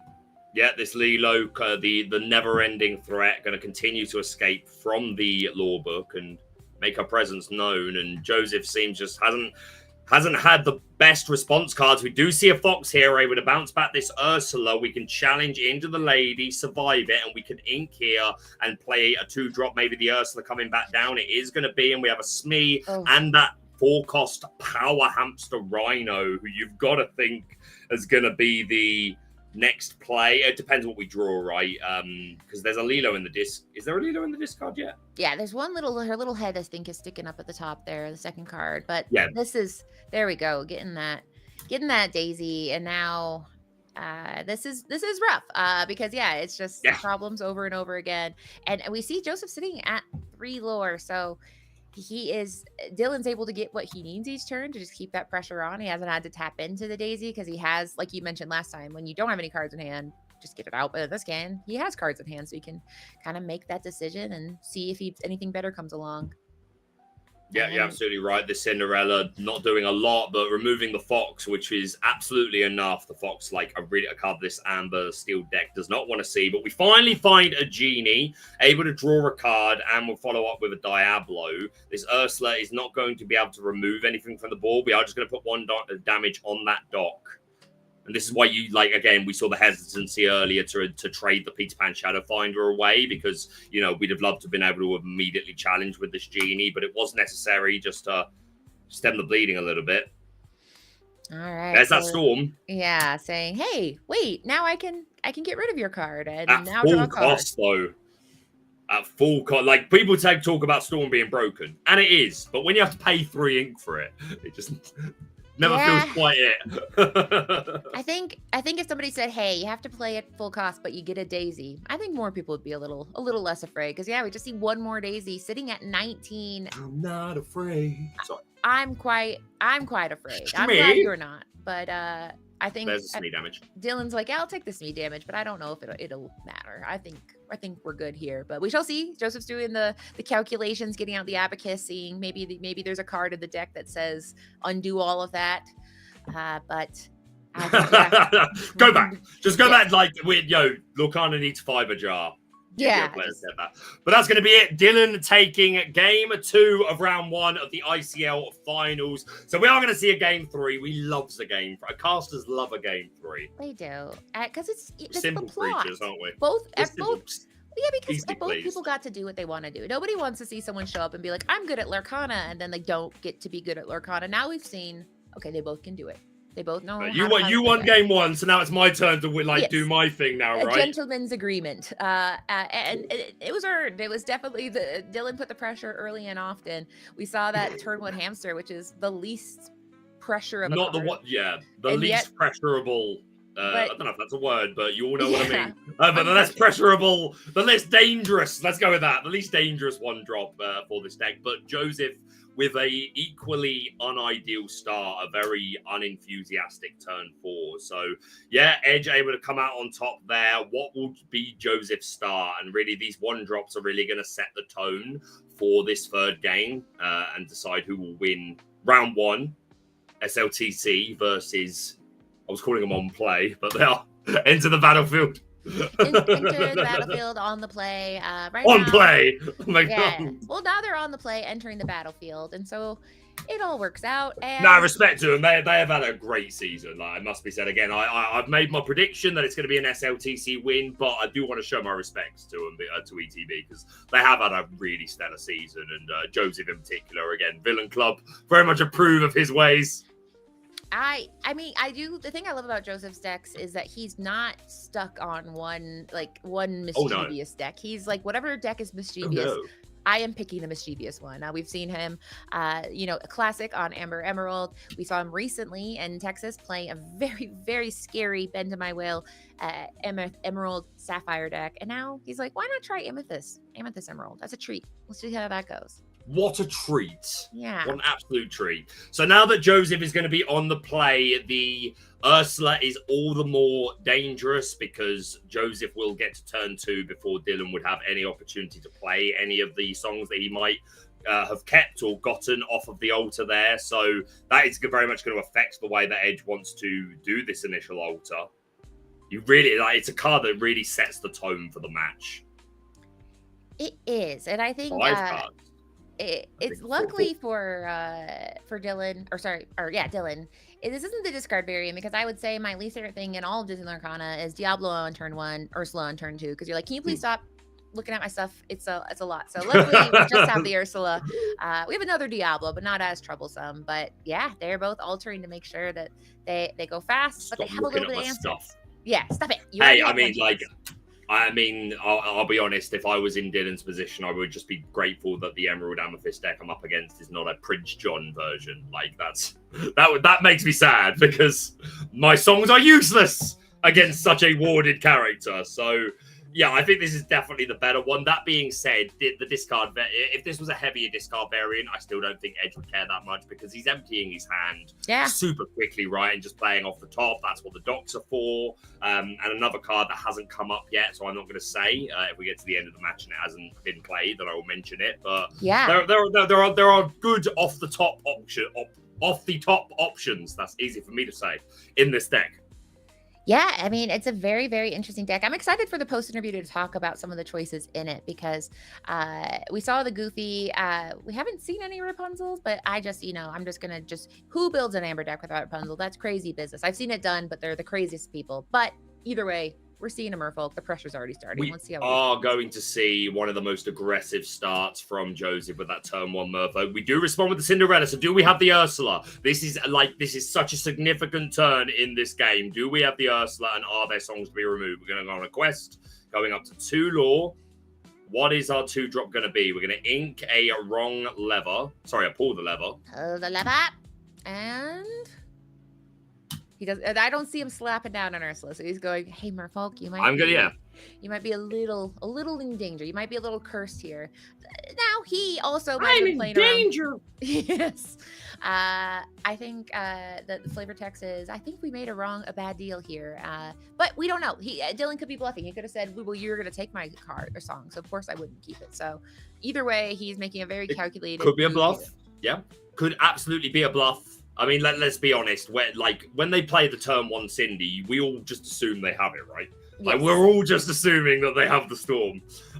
So maybe it isn't there. We're going to pay 2 ink, and we have the Snake, which is a very slow start, but I like it, meaning that the Storm, if we do have it in the hand of Edge, is not going to be able to remove that Merfolk and isn't even going to be able to remove this Snake with that 3/3 stat line. We're going to see a Piglet come down. Did we have a song? Even if we did, to be fair, we probably don't play it now. Yeah, because now it's like, well, I might as well save it for something a little bit advantageous here. And so, yeah, very, very smart there to protect it. Like you said, it loses a little bit of that momentum. But if he can kind of, keep the pressure on, protect his characters, because I think one of Amber Steel's song's greatest, there's no Ariel, so Amber Steel, is that it can generate incredible value. And suddenly that Cinderella can't do anything very cool this turn. Yeah, I'd like to see a turn 3 Shadow Finder here. You don't want to be foxing this Snake. That seems like a really slow first couple of turns. Crab probably not necessary. So Hitman Shadow Finder I think would be nice here. Kit is also a very nice turn 3 drop. We're going to bounce Cinderella. I respect it. The Piglet could potentially still quest for 3 next turn if Dylan's able to play 2 characters, but more importantly, removing the singer that could get rid of this calculator. Exactly. He doesn't know if she has or he has a song, or rather, Cinderella has a song to sing. However, Lady is really good at using 3 ink to play 2 characters. So we shall see what he's able to pull out on this turn. But if he had a song he was saving, Piglet certainly is not going to be the one singing it. Yeah, if we were to play Lady, we could extend and still potentially quest out. And exactly as you said it, Katie, that is what we're going to see. So this Piglet, the potential to still quest for 3 this turn and re-establishing that singer. We are going to take that 3 lore. I think that makes a lot of sense. We're not at the turn 5 mark yet for Joseph, but you want to get as much lore as you could. Like, as soon as we're in turn 5 and Elter is an option, then Piglet's just... they are rarely going to get their value, right? They're rarely going to get that 3 lore off. Yeah, Piglet never really gets to quest twice. He has a hard time questing once, let alone twice. He's a brave captain. Yeah, like exactly on turn 3 is like the turn when you can most expect to. But even here, right, we could have kicked Cloud Kick at it. We just got rid of the Cindy to remove the singer. We are going to play Ursula and look at the hand. We have a Lady, a Doc, a Cinderella, and is that the action that I wanted to talk about? Was it a Goofy? Yeah. It is a Goofy. So no songs. This entire game we've been like, when's he going to play the song? And the answer was never. So he has not found them, but it makes sense. I mean, this is not technically a song. It's a deck with songs, but it's not, I would say, a songs deck. But either way, Joseph says, I can keep putting on pressure. It's like we were talking about, though. You always assume that they're going to have it, right? So like, it's perfectly reasonable to play your Cinderella without having any. So again, if they have the Ursula, then They've got you. You got me. You called my bluff. But then they don't get a hit, right? But yeah, just putting down a Cinderella is like has to be respected. But look at this board that Joseph has just deployed. A couple of merfolks to go along with that Ursula. This is huge. We do have the Cinderella. Did we top a song? We knew there wasn't a song. It's another Cinderella. And a lady, so we're going to try and match the tempo. She's going to rush out a dock, discarding a dock. Can we find a storm or a strength here? That'd be huge. This is not the hand. It's not a very exciting storm or strength, if that's the case. Oh, here we go. No, we are going to challenge into the snake. Yeah. You can't sing a song. Challenging works too. And so she will go ahead, take out. Could take our law. No, we're just going to take our law here. Yeah. Because we again, these merfolks, they are going to quest for 2, but they're not going to do any damage. We're going to make some nice challenges into them. They're not going to do any damage to us in return, and we are likely emptying our hand before we challenge. So Joseph is going to go ahead here, but Dylan has a slightly better, slightly better stats, and a Cinderella that can potentially sing any song that we draw. So Dylan could stabilize this. That was a scary extension from Joseph, but Dylan could still stabilize here, I think. Yeah, he's going to need some very, very, very powerful draws here. I think at this point it's tricky because none of these characters on board are likely to be shifted. I mean, there's one that maybe could, but now it's getting bad because we do see Elsa come in and she says, freeze, and gets rid of that little dog lady. And we shall see more challenging. Both ladies are off the board now. Yeah, that crystallize ability, exerting down a character, so able to make a couple of nice challenges and tidy this board up a little bit. Dylan with 3 cards in hand, I think, now, because he drew 2 from the dock, and I don't think he played anything after the dock. I may be mistaken. We're going to Inkpete. Yeah, I am right. So we Inkpete. We're going to pay 4 for the Power Hamster, so 1 card still in hand, and we're just...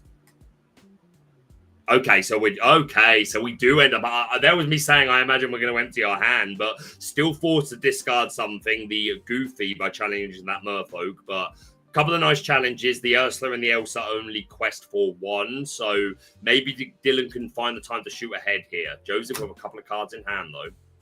Yeah, I mean, this is definitely now a battle of who can find the card draw. Because, I mean, as far as who has a more powerful board, that hamster is a problem. So unless we can find, the wrong lever situation, I mean, it's going to take a lot of doing.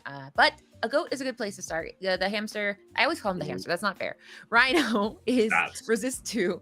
But it is going to be not favorable math. But we'll start chipping away here. A hamster by himself cannot win the game. So might as well just work with what we have. Challenge into the Cinderella and another hamster. That's what you want to see. Power hamster off the top of the deck. We're going to go on a quest with the one we have. Joseph, no reasonable way to answer this unless there's a crab in hand. And I think, outside of multiple challenges, crab is the or wrong lever. Wrong lever is also a way that you could remove these power hamsters and bounce them to hand or put them on the bottom of the deck. But there's a pull the lever to draw a couple of cards. Yeah, so that kind of more answers are more answers. Because, I mean, the board state, 2 hamsters is bad. But if you can draw cards, keep the pressure on, have that goat. It's go not wider. Yeah, exactly. Offer enough lore to be able to get over the finish line quicker. These power hamsters on the opposing board both questing for 2 apiece. Everything on our own board only questing for 1, but the goat, of course, is going to represent another lore when it's removed. So we're going up to 10 here. So I think it's at the moment Joseph is still winning this race. We're on a 2-turn clock, whereas Dylan is now going to go to 11, 12. And then 2, 4, 5 would need to represent 3 lore worth of characters on the board to also represent a 2-turn clock. I think this is going Joseph's way so far, but what did we find? Is that a quest or a sing? I don't know. Looks like a quest. I know, the anticipation of it all.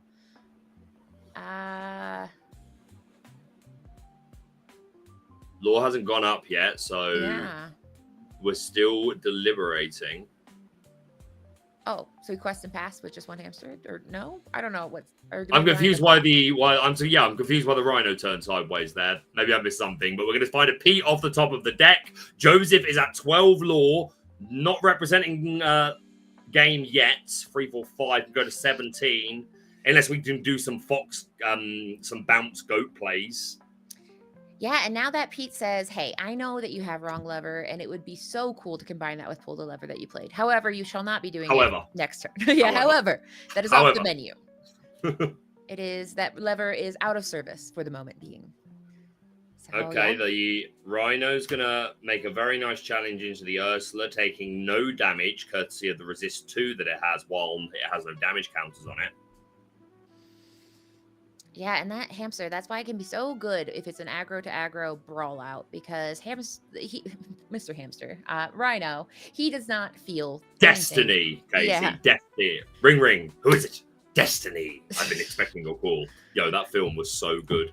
We are going to be questing with the other. No, we're not. We're going to be challenging. So, yeah, edge deliberating there, because the full strength on the goat is indeed more than 2. It will break through that resist 2, leaving 2 damage on the Rhino. So now this Elsa or the Pegasus or the Diablo, maybe if we have a crab to boost it, can take out this Rhino nice and easy. But I think we had to get rid of the goat there, remove 1 law from a potential quest. But it still gains a law because the goat is removed, but that's always going to happen. You stop it questing next turn, you stop Joseph potentially being able to bounce it back to his hand and reapply it, especially because he is winning this race. Diablo turning sideways, going to 14. Yeah, and making that calculation of how bad do I not like this menacing Rhino. Now, I will say that he has to know, we haven't seen Rapunzels, but they exist. They're in society amongst us. Rapunzel's are a card. I swear they were a DLC promo. I swear it happened. Yeah. We're going to see a genie. Yeah. Wish fulfilled. He's going to draw a card. Is there something good? But in this case, is he going to take the bait and get that hamster? Just going to 16. No? We are threatening game. So Dylan can remove this Diablo super easy, but 3 evasive characters, we would need some songs. Was that we do have a strength of a raging fire. We're going to, that's huge. We're going to pay 3 for that. Get rid of that genie. That's going to mean that we can take out this Diablo and we are still cooking. Yeah, that is incredible. I mean, we haven't seen many songs, but he said, you know what? This would be a perfect time for a song, but it's expensive. And I mean, we know that he has to make that calculation of, okay, I could challenge the Diablo. I don't want to give. I think you have to, otherwise. I think you have to, otherwise, go to Rose's game. You haven't seen a Rose yet, but you probably gonna respect that they might be in the deck, and you know the goats are, because this only takes Joseph to 19. But I think you would just. I would take out the Diablo poisonally, but Dylan is a better player than me. If he thinks that just hitting the gas is better, then I'm sure he will. We're going to quest 2, 3, 4, 5, 6. Does he say that that's better? It could, to be fair, this takes him to 14. So he's now threatening game himself. So maybe it is better to do it this way. Do we have a goat or a rose? Yeah, that's really, I mean, that's going to determine it. He's moving his cards ready to say, okay. Here's what I got. And it's 2 cards. Oh, it's a go-go though, so we get 2 law courtesy of the Rhino. That's going to take us to 18, and then we're going to quest a game. And Joseph Quigley is your winner of round 1 of the ICL. Wow. Yeah, and that damage. Katie. We said, wow, that damage, it could be a Cinderella trap, but it was a go-go trap the whole time. So we'll go ahead. A go-go trap the whole time. We'll go ahead and interview him. We'll jump in there and see what these 2 mad lads were up to building this deck. When they said, when you do the second Rhino, I was really scared. Holy smokes. Oh, man. All right, so we're jumping in this Discord. So let me make sure we got Villain over here. He might take a moment, but can you guys hear me? Dylan was recognizing his way to win the game. I do see. But Joseph, Dylan, can you hear us? Me personally? There we go. I would do just that. Okay, I know. I felt bad. I was like, I have abandoned Villain. I didn't mean to. I had to. It's all right. I'm here. Take it away, Katie. I mean, that was definitely an all-out brawl. We saw some exciting cards from both of you. But the one card, I just, right off the bat, I really want to talk about your deck, Dylan, because we saw some Goofy, and he didn't get to do the Goofy stuff. But tell us a little bit about the Goofy, and then there was one card we didn't get to see, Desperate Plan. So building your deck, what were you thinking about going into this matchup? So when we were testing this week, I assumed that if they knew that I was playing, that they would think that I was on a purple deck. And so because of that, we wanted to put me on Amber Steel. and so I've been playing Amber Steel pretty much all week. And so one of the things that we first started with was just a basic the list that Justin played last week. I started playing with that, and then it was Boomy and Justin that both said that we should start testing the Justin list from the event that Tyler won.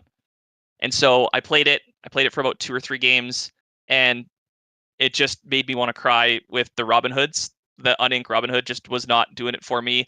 And the Aurora felt cute, and the locations were fine, but the card that was standing out was Goofy. And the part that really stood out for me wasn't even the interactions with Smee, which I'll get into, but the first time that I challenged with a Lawrence and had Goofy in play, and then Lawrence untapped, and then Lawrence quested, and then untapped again, and Lawrence quested and untapped again, was like, hey, I'm sold on this card, and immediately played 4. But the reality is it quests for 2, it has 4 toughness, and it's doing what Sven was already doing in the deck, which is untapping stuff. There's times where you challenge with Rhino into something big, it has 2 damage on it, and then it untaps it. Obviously, there's the Smee interaction where you stack the trigger so that way Smee takes the damage and then untaps with the Goofy. It was playing really well. And so then I was locked on 56 cards for a really long time. And then I was trying to figure out what else to play. And the card that was standing out obviously was Doc. And so I was trying to find a way to play Desperate Plan in the deck. Doc? Sorry? 5th Doc is handy. Yeah, 5th Doc was very useful. I didn't get to see it at all in these games, but that was the reason I was playing. That was why I was playing Mulan, and it was why I was playing Lilo. Yeah. Mulan just helps to filter the draws a little bit. You get times where you have multiple Docs, or you have a Doc and a Desperate Plan, or you just have a Lilo, and it also put me up to 14 ones, which I thought was extremely important. And then the Lilos were there just to synergize with the ladies, with the Mulans, and then also just you can discard it with Desperate Plan or Doc and not feel too bad about it either if you've already inked. So it was just there as a 2 quester, 2 drop that you could just pitch if you needed to. Absolutely. Awesome. So I mean, we'll talk about Joseph deck, but I mean, Baker, do you have any other questions about this beautiful? I love an aggro Amber Steel. I'm bringing this to set champs because I'm gonna win fast or lose early. That's my play. So I love this deck. But what kind of questions? You value the lunch break, Katie. Yes, You want to know that you've got some time between rounds Let me play to on my yourself, phone, which I respect. But yeah, no, absolutely. Before we go over to our winner, Joseph, I would love the chance for a quick chat with Edge. Good to speak to you, mate. Hope you're well. GG, well played. I would love to hear from you a little bit about the moment when you realize what matchup you're in, like realizing what Joseph is playing. How does that affect the way you alter in this match on the play versus on the draw, showing respect to Ursula and obviously wanting to try and get the most value out of your Cinderellas and your songs? How do you pilot that? So it's this weird dynamic where you want to keep songs on the play, and typically you only want to keep one. Mm-hmm. And you don't ever want to keep them on the draw because you'll never get them out on the draw. You're in this weird dynamic where Cindy is still good, but she's not your best one. Your best ones on the draw are typically Daisy and Rhino. You saw there where he had like game 3. If I would have had Daisy or Rhino when he went Merfolk into bounce with Snake, I would have been in a much better spot. But because I had the Daisy, I had to kind of stop and just wait, which hurt in this matchup a lot. If I got those extra lore early, then the race changes and the challenges change. So when you're altering with this deck, like the general precipice is like you want 1 drop into 2 drop into 3 drop. That's what you want all the time. Your ideal curve, and I actually kept Doc this game, is because I had 1 drop, 2 drop, 3 drop, and my 3 drop was Lady. And so the nice part about you can keep Doc if you have Lady because it lets you empty your hand quicker. Merfolk also kind of secretly helps the drawback it doesn't help. Isn't too much of a drawback, especially on the draw. Because that's what ends up happening a lot of the times with Doc math is that you end up with like 1 extra card when you're on the draw, and so you have to like stall a turn sometimes. But you ideally want Rhino. Full disclosure, game 1, I mulliganed and I kept triple Daisy because I thought he was on green-blue or green-yellow discard, or even green-purple discard. When I found out he was green-purple tempo, it changed how I mulliganed games 2 and game 3. Yes, I would have been very cooked if I was on any other deck against Triple Daisy for sure. Yeah, as soon as I saw you play Merfolk, I had played on Lorcanito some of the green-purple discard lists that were playing Merfolk, but then I started seeing some of the other cards, and I'm like, okay, I don't actually think he's on. I think he's just on like Artifacts tempo style green-purple, which changed how I mulligan game 3 a little bit. I'm not gonna lie, my hand was not great. I could have maybe mulliganed a little bit more, but it's hard when you're an aggro deck because you still want to be able to do your turn. And his line to bounce Snake, even though it was slow for him, was actually extremely awkward for me because in an ideal world, I play Piglet, and then I can use my Cindy to challenge his Merfolk. I can play Lady into something else the next turn, and I'm kind of set. But the Snake kind of stalled the board a little bit, which was a bit of a struggle. So I had a really tough debate on that tournament. Was it go triple one drop or Snake? But yeah, I feel like if you went 1-1, I think I would have won that game because my hand was set up to challenge your 1-1s. Yeah. That's fascinating. Wow, that's crazy. But the snake was just like really sturdy. And in case you kept or happened to have a song, it was also better. And that's the other part, right? Like when you have Cindy, like Cindy is still a fine 1-drop on the draw. You just are stuck in this awkward scenario where you want to actually top deck a song instead of keeping a song in your hand. Yes. Yeah, we were discussing that, like, when you put down the Cindy of, like, even if he hasn't got the song, you know, it's still something that Joseph needs to respect. So yeah, exactly. Yeah. No, well answered. Katie, anything else for Edge, the rated R Lorcana player? Tyler and Ray are gonna have to carry me again, unfortunately. I'm sad that I come back from parental break from Lorcana and I didn't put I felt like I played well, but unfortunately didn't get the games there. I felt like the game, like that game 3 was super close. Like it came down, like you had to like plan 2-3 turns ahead with the math, and like we were talking it out, like especially in those last 2 turns, because like our hands are low. There's not much we could play around, so it's like, okay, well, I'm just gonna like obviously just count out the lore. Like I need to do this in order to play around this. It's unfortunate he had the go-go. I couldn't play around go-go, even if I did the challenge. He also had the wrong lever. It turns out that when we were talking about it was gonna stop the race anyway. So I just needed to play around goat. I couldn't play around goat, or else I wouldn't win.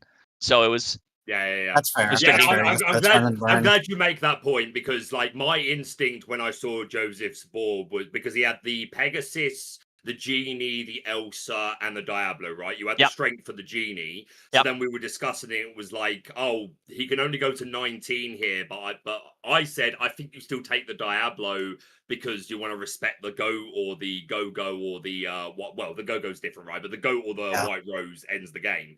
But the problem is I didn't see any White Roses. And if he goats, like that, if he has the Goat, then he has the goat. And if I challenge the dock you were playing to win. Exactly. That was the only line to win for sure, I think. Because like even if I draw one of those burn cards, like I can trade into like the Rhino. We don't have Leaf on board, and I have Leaf that. It made sense. Yeah, exactly. Yeah. No, exactly. No, it made as soon as you turn sideways, and it was like, oh well, this goes to 14, so you are threatening to win. So yeah, no, I super respect it. Again, the difference between not playing not to lose and playing to win. So yeah, well done, Edge. A great performance. Katie, anything else before we want to ask Edge his shout out or thank yous or anything, and then go over to Joseph? Well, I mean, I'll say Edge. I mean, don't be too sad. You're against I mean, we're with Lorcana villain, but this is the villain of Lorcana, Joseph. So I mean, we've seen him run some absolutely dastardly decks. So we'll talk about that, and then we'll do our sign off. But I mean, Joseph, explain to me a little bit here. You're like Amber Emerald. That's my cook. And then we went to Emerald Sapphire. Now we're on Emerald Amethyst. So share your journey of going from so many different Emerald Pain methods. I'm just a guy who likes a good variety of decks. I find it fun to mix things up. And I like being versatile and unexpected as I can. And in a format like this, being hard to pin down, I think is very valuable. I think, like I said, when I saw him across the table, I'm just like, oh, he's probably playing purple deck, and like, oh, that is very not what I expected. Like, there's value in having that kind of thing, and I like mixing up for that reason. Green Purple Tempo, I've played it on and off here and there, like for a few sets, and it's always been pretty fun. It's a nice break from my usual slower control style of deck. And we figured that we wanted to just play a good, fast list on the play when we have that advantage in round one. And I think it paid off because I feel that this matchup feels very play draw dependent. And if it was the other way around where I was on the draw, I don't think I would have had much of a chance if I'm being frank. Yeah, that was one of the reasons that we played this deck first was because we were expecting you to play first, and like I said, I just wasn't expecting you to play green purple tempo. I was expecting green purple discard or green yellow discard or green blue. Deck. This can exploit for sure. I love that. So. I love the math of the trying to get through each other's heads.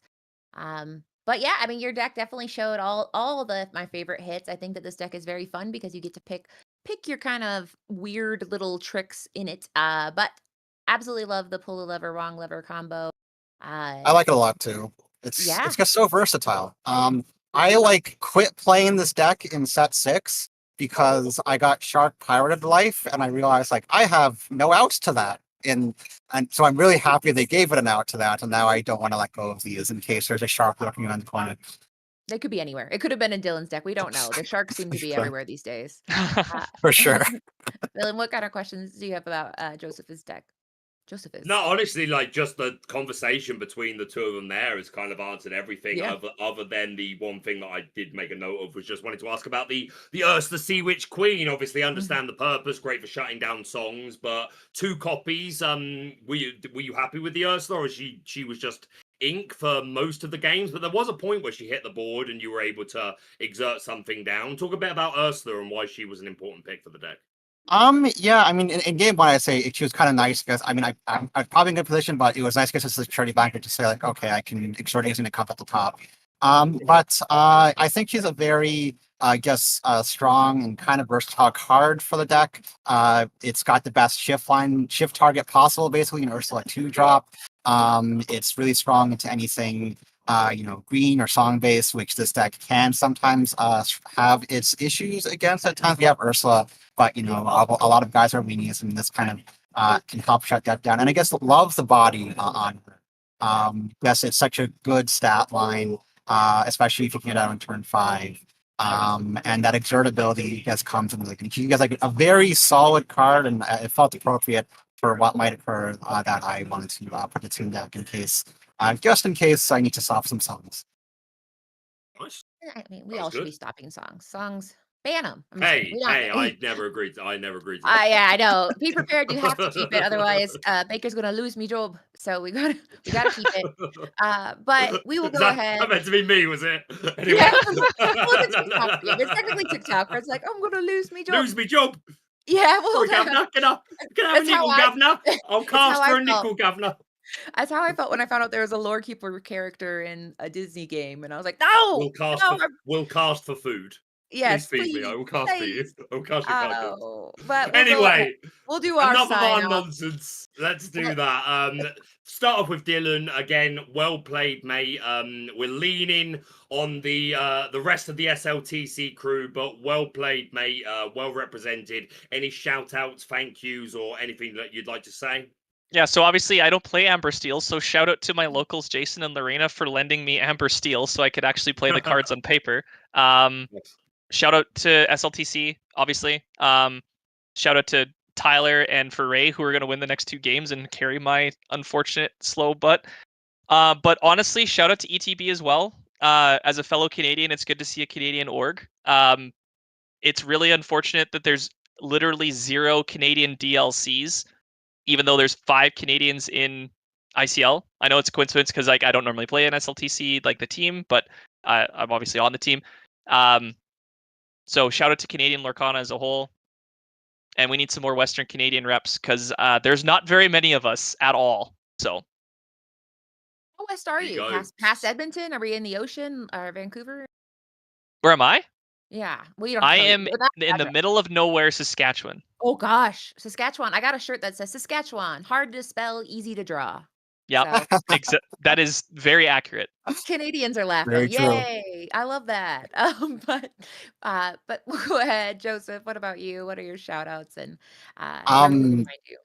shout outs right back to SLTC. I love you guys. It's both fortunate and unfortunate that we match up like this. I'm glad this is a great final, and I'll echo shout out to Canada.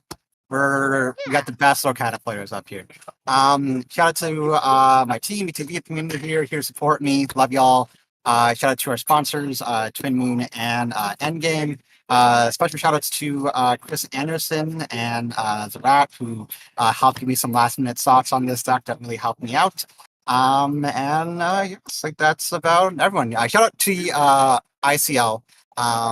This has been an amazing first season, and looking forward to more. We're looking forward to. I mean, I don't know. I don't have the list of who's going to beat it, but I mean, it'd be perfect if you guys are doing this good and we're like, you can't come back. But I have a feeling you guys will probably make it. But I think both these teams are like They their might have positions earned are it. pretty safe. Yeah.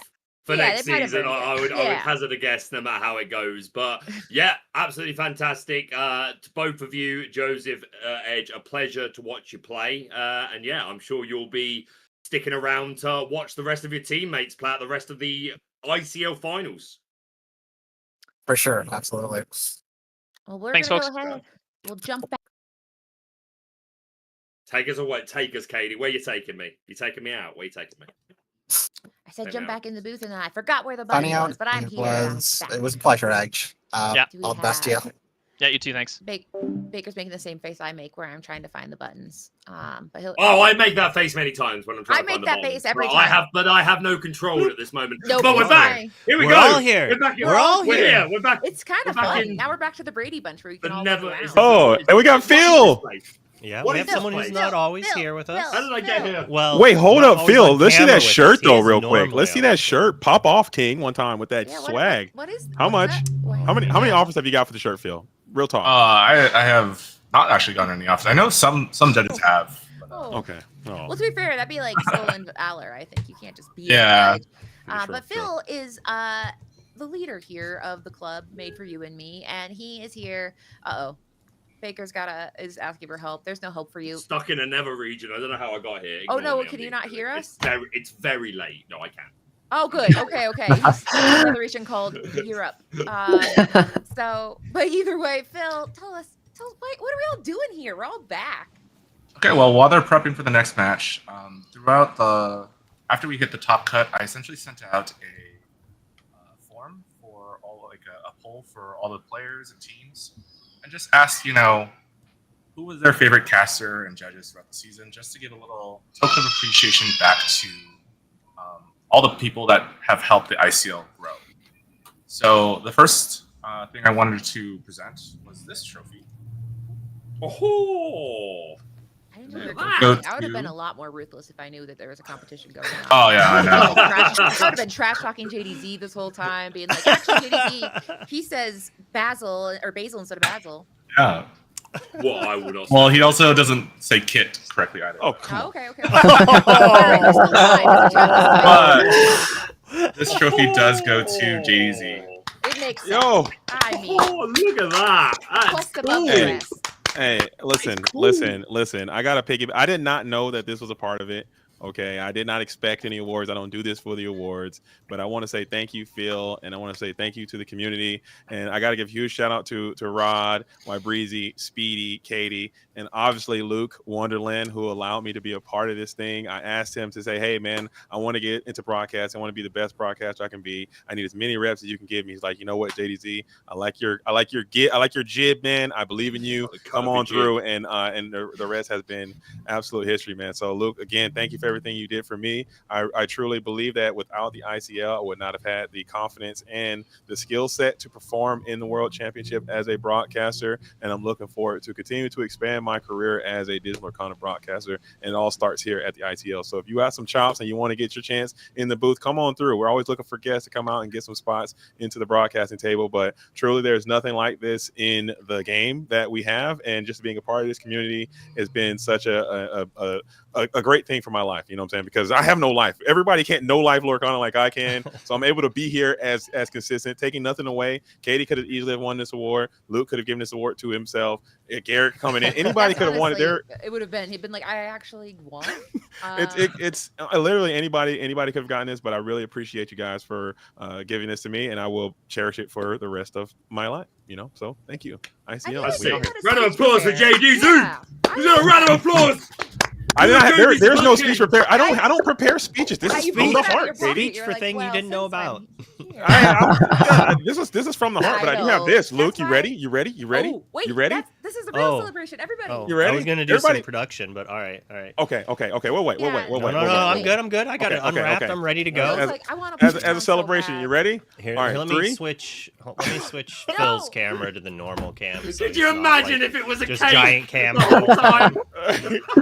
Are you ready? Is it cake or trophy? Cake or trophy? Toast up to the ICL. 3, 2, 1. Cheers. Let's get it. It's gonna be scary, everyone. It's really scary watching Luke do this. Like, I need you to know, like, you're gonna watch JDZ struggle a little bit, but you're gonna watch Luke not struggle. That's the end of the stream when Luke shows. Like, is there? And the thing is there? No, this is not real Uncrustable though. This seems like store brand. Let's just keep the mouth closed. He's riding high. Why? That's really rude to do. Just tell him to close his mouth like that. Well, we were seeing seafood, if we will. But you're done. You're done, by the way. Great. Luke powered that. Yeah, Like Luke does it in a scary if we're going way. Uncrustable versus Uncrustable, Luke He makes just it look might very be the not champ. Get him the stressful. belt. It's never about speed, okay? Mine's still frozen, all right? Why is yours still frozen? We took him out at the same time. Yeah, you're supposed to put it in your pocket. We all talked His about freezer is just colder than yours, I guess. I sat on it. that. All right. Back to Phil.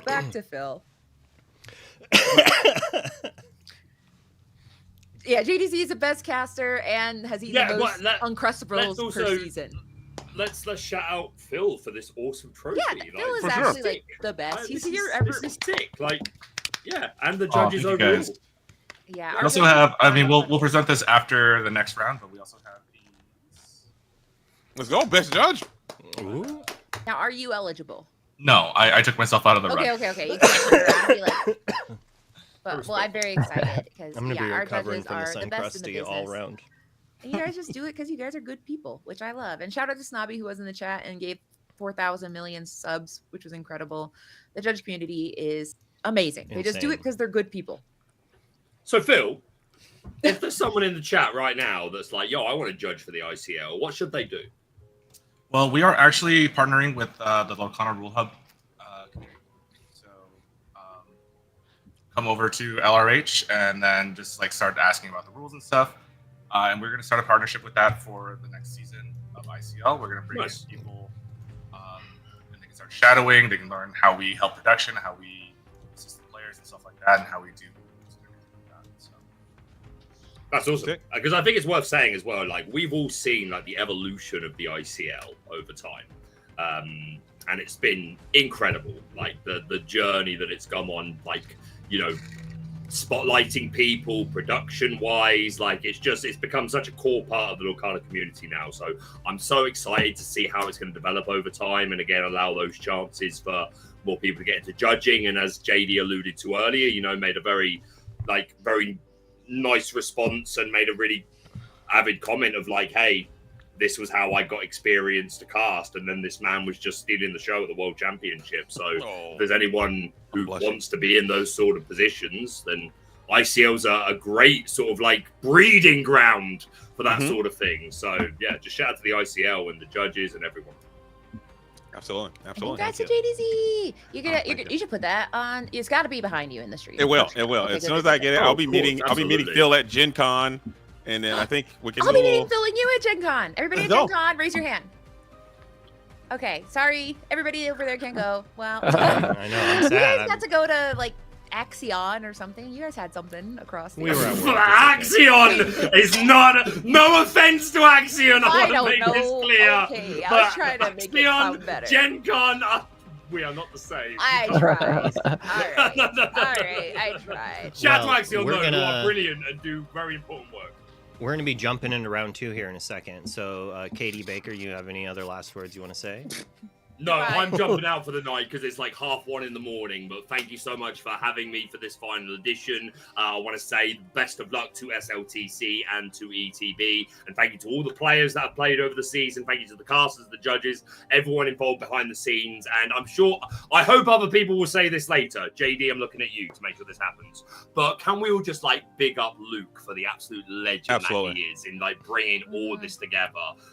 Thank you so much, mate, for the time you put into this, along with being a professional player, like being a world's qualified professional player with a lot of prep related to that, being a family man, doing your streams, all of your content. Marbles. I know you're a busy man, so I think I speak for most of the community, if not all, when I say we are very grateful for your presence in it. Thank you for everything that you've done. I also like to say that a majority or a percentage of that also goes to Rod, who also does a lot behind the scenes that people don't. Yeah, he's just there and he's like mixing paint and then like cooking. And to everyone like behind the scenes that maybe doesn't get the spotlight that they perhaps deserve. So no, that's it from me. I'm getting get into bed and I'm gonna watch out the remainder of the night. Yeah. And for me, I will say, yeah, casting, this has been the greatest honor of my Disney career so far. It's been, it's been wonderful to get to mingle with the greatest players, the greatest people, greatest judges. It's the best you can hope for. So I will be watching and eating Chipotle. Sorry, Chiyoba, I'm having Chipotle. Are you going to dip out for dinner, or are you going to be back for the next award show? No, I'll be. Are you going to be back for between rounds? Are we having an award show between rounds? Okay. Well, maybe, yeah. yes, I mean, we're going to be doing the next the judge award. Yeah. I'll just one shot my Chipotle bowl. We'll be fine. Ooh, there's more awards. Okay, then I'll be back for that. Yeah. We'll be back in the middle show, but it's just going to be Garrick and I now. Because he got to go bed. Right now. Well, Baker will be there in spirit. Perfect. Absolutely incredible. Well deserved to JDZ, but we got to get into round number 2 as Tyler is trying to bring it back. We're good to go. For SLTC, all the pressure is on Tyler right now. Elias, of course, has some, but Tyler's got to get a win here to force a match number 3 in the all-important ICL final. And we've got 2 absolute legends going up against one another. Super exciting match and really interesting matchup. What do you think Elias is on? Well, if I had to venture a guess. A deck that could win on, like he expects to be on the draw, right? They expect to win round 1. They're going to play hyper aggro. They win the die roll. They did that, right? So what deck is Elias going to play that he thinks he can win on the draw with? Well, I think it might just be. There you go. Maybe it's his favorite deck. A traditional Steel song. Assuming we haven't. I see a Robin Hood. I'm assuming there's whole new worlds. Yeah. If you see a Robin Hood, you're expecting a shift Robin Hood on top of that, and he is one of the best singers of a whole new world that Amber and Steel has available to them, as we see the classic in turn 2 here, the Sail the Azurite Sea for Tyler, trying to ramp up. Yeah, so this is going to be rough for Elias. It's not the matchup he wants, especially not on the draw. It's going to be rough to even win this matchup on the play. It can be that devastating. And at least for Elias, most likely Tyler's still playing Shark. He's been playing Shark, doing well at PPG. Been playing that recently. So Elias might, he might have the Zeuses when he needs them. And maybe Tyler does. I played some games with Sky the other day. It was obviously a different version, but the same concept. He played Pete's on opportune turns and played Zeus's when he needed to, and it was just enough to barely get there on a medium-ish to poor draw on my part. So if Elias can kind of do the same thing and Tyler kind of stumbles a little bit, he could get there. But it's still, it's rough. It's going to take all of Elias's prowesses with this deck to try to get there. As we decide to ink the Grandma Tala and just play a whole, how far I'll go here.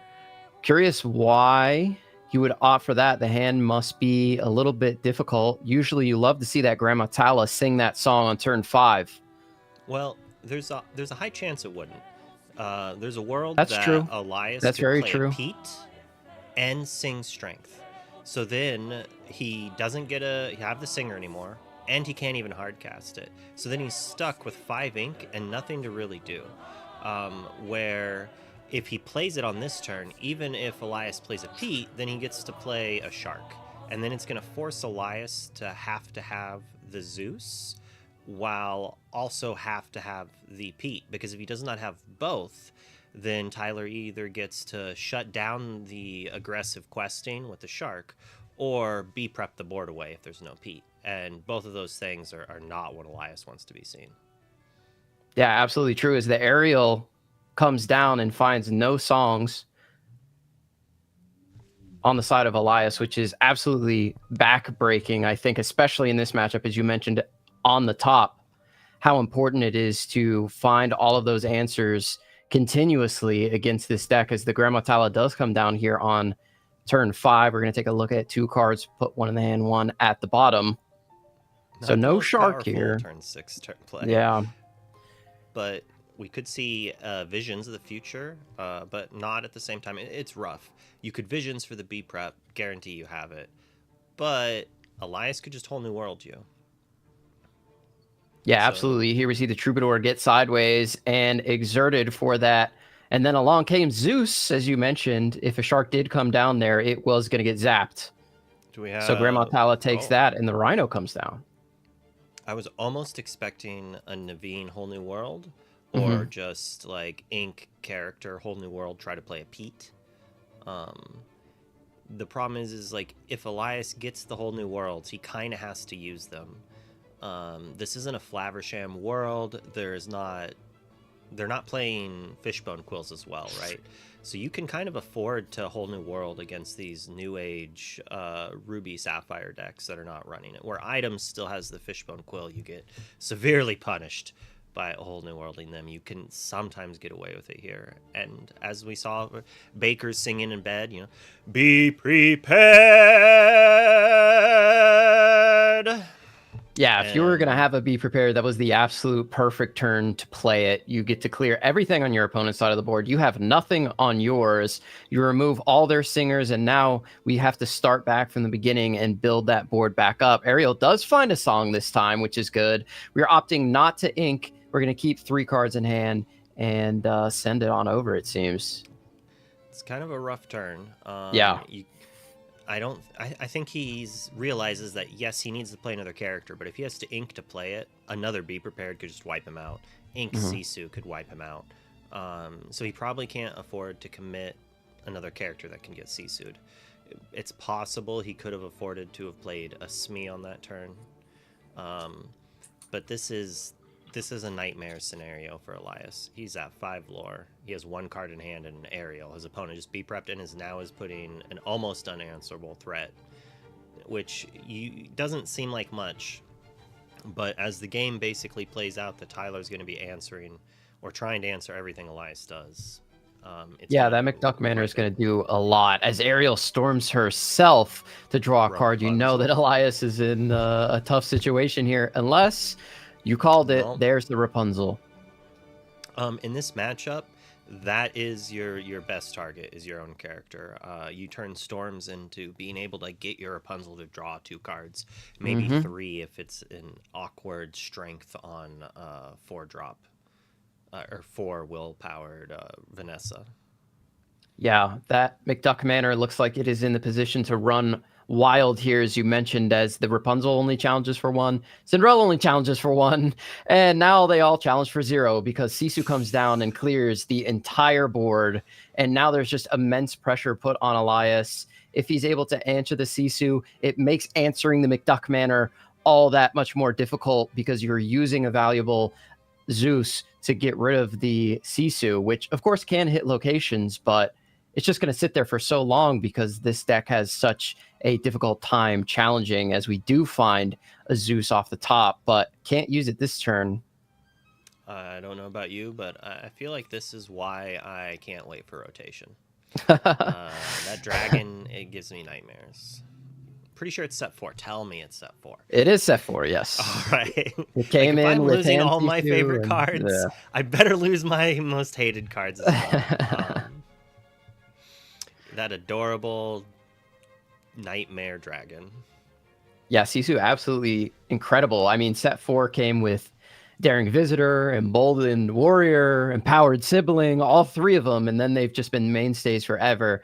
That Ursula's Return set was just absolutely insane with the power spike that we got in that. For It's crazy every to color, it see- seems like. And yet Amber Steel are still playing Rapunzels and Yep. Ariels. To be fair, Ariel has occasionally not been played. The more aggressive Piglet versions do not play Ariel. Sky has currently been pioneering and pushing the mid-range Be Our Guest version, running the Ariel for value, as well as the quad Zeus, which, if everyone's playing the Shark list popularized by world champion DKP, which, surprise, he'll probably be playing Sharks in the ICL next season, I would assume. But I am interested to see his version of Ruby Sapphire Sharks post-rotation.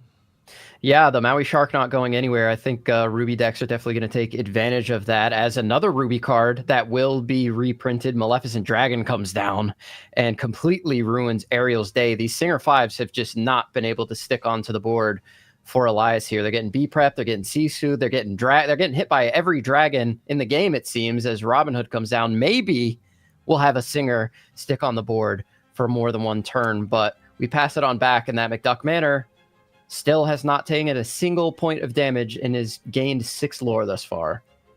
Yeah, we have a front row seat to what it was be like to play against Tyler at PPG. Dragons on manors. They're on a horde, which would make sense why the dragons are hanging out at McDuck Manor. I hear he's the richest duck in Duckburg. Yeah, it's facts. Carpetbag. Oh my goodness. This is one of the most annoying pieces of tech that this deck has been able to add recently. If they get that Carpetbag out, it's just so maddening to see them have guaranteed draw 2 cards a turn. It's just really hard to keep up with for any deck out there. It shows how good for the meta and the game the Flaversham ban was. That this deck is still good. It performed without it, but now we get to play extra crazy cards like Carpetbag. That it's like when we had Flaversham, we didn't need it, right? We just we had enough card draw, and now they're like, well, what if we had unlimited card draw? Yeah, I agree. And then I'm like, you got another Sapphire card that just draws infinitely, man. Like, enough is enough. Yeah, this one's at least uninkable. Yeah. That's for sure. And Hideaway can permanently answer it, which I've still been playing Hideaway in my list. I mean, look at how many targets are in play right now. That was a great turn on Elias's side, though, able to answer both dragons. Now you just got to take care of this manor, which is obviously still ticking up, but you've got a full board here. You can challenge decently into it. Yeah, for now. That's true. The problem is, like, Tyler plays characters that answer characters. Yeah, and if Tyler just starts slamming more McDuck Manors, you're just in such a tough position. I mean, how many Zeuses have been used? Multiple at this point. Be prepared. Yep, there it is. I mean, and as I was trying to say, is like the issue is he plays a character that answers a character, so then Elias has to use resources to answer his. Oh, perfect timing, Pete. Perfect timing, Pete. Yeah, you could see Elias's body language when the Pete came off the top. It's just a frustrating card to draw the turn after you've been hit with the Be Prepared. Yeah, at this point, he kind of needs a whole new world, possibly. To be honest, this game is just over. Yeah, for sure. He's not on docks, I don't think. But that would be a way, like, dock into a threat, play it, dock into a threat, and a dock, play it, draw the 4th dock, pass. Tyler's hand is just nothing. But that can't happen because the deck is literally cantrips and answers. Like, this isn't Magic the Gathering. There's not dead cards in your deck that are lands that you can just, like, flood out on. So, like, almost every card is either a threat or going to find a thing. Whereas Elias has cards like Shift Targets, or some utility cards like Pete. which, while is very powerful, it does have to be on the correct turn. Yeah, especially against these Ruby decks, you need to time it exactly right, and it doesn't help when he shows up after they've already done the thing that you want to stop. And there's the Pirate's Life, and that is That's going to enough. be game number 1, going over to Tyler, Ooh. putting on more pressure onto Elias. Tyler doing what he needs to do to get started hot here. He needs to take one more game to force a match number 3 in the finals here, the ICL. Elias needs to regroup here and try and take a win on the play. But being on the draw against his worst matchup in the match seems like a tall task, but it's not over. He can definitely win the next 2 here and take it on home for ETB. But Tyler off to the start that he wanted to see for sure. You could say Tyler has it in the carpet bag. You can kind of see the mentality of, or mentality is maybe the wrong word, just the thought process that their team was doing. They played a hyper aggressive deck. Then they played a deck that should be able to stop another hyper aggressive deck. They basically said, what if you have the same idea that we had and you're just going to go super aggressive and try to get lore as fast as possible? I'm going to play traditional Steel Song, which is like the best against every aggro deck in existence, basically. You're just going to play Singers, answer them, play Whole New World, refresh, take out more things. So we're going into game number 2 and match number 2 after ETB took down the first round 2-1. Very close third game in that first round of Joseph versus, oh, my brain just shut off, Edge. For half a second, I was just like, who played? How do I forget that? I literally just looked at his name. I looked at the player card. I know who he is, chat with him, but like... It happens sometimes up here. You know, you're focused on a lot of things. We're talking a lot. But ADHD, we are not once. Doing the classic 3 stack here. How do you feel about that when you're playing webcam? Do you just want a half cut, or do you like doing the stacks of 3? Oh, he's having a conversation with somebody in the background. So I'll talk to myself here as we get into the alter phase for both of these players. Elias wants to get off to a little bit of a faster start here, no doubt. Put some early lore pressure on, but as Luke mentioned previously, when those Whole New Worlds are in your hand, you kind of just have to use them. Yeah, the Whole New World early is not terrible, but it's not great. With the ramp of a Tipo or a Sail... Did we do a full 7 for Tyler? It looked like 2. 6. 2 on the side for Elias, so pretty happy with the opening hand there. Or maybe it was 7, but... Yeah, it looks like a full 7. That's... If you're going to win a game, it's maybe when they're doing a full 7, but the odds of them finding that key piece that they want, which is that turn 2 ramp, is pretty high when you send back all 7 of your cards. I don't know if Tyler is playing DKP's exact list. If he is, if he draws a Popsicle, he has 10 ways to ramp on turn 2, counting the hideaway on your own Popsicle. You don't want to do it. You really don't want to do it, but you do what you need to do because you need to have that. And if Tyler's able to go turn 2 ramp, turn 3 ramp, sure, play your Whole New World then, because I don't care. You're basically putting me into 6 ink on turn 4 and 7 cards. The only way that's like super... Well, Tipo and a Popsicle, he definitely has everything he needs, it looks like. Yeah, for sure. We see the turn 1 Rhino here. Are you expecting a potential shift? No, we're going double 1-drop. We got to put on the lore pressure. I love that. I've been adding more and more 1-drops into my Ruby Amethyst deck to make my matchup into the Ruby Sapphire better. It just puts on so much pressure. Well, they draw cards, though. They do. These ones... I mean, one of them shifts and then draws 7, which could be what we're about to see. It could do that this turn, for sure. If it's what he wants to do. I think maybe a Pete to buy a turn from the ramp. Ariel, we'll see how she does here. I believe she went 2 for 3 last round. Found a Storm, found a Zeus. It looks like he does have something. He's thinking it over. Storm is the decision. Oh yeah, that was only 4. I don't know why my brain saw the face up Robin as like a 5th card being looked at.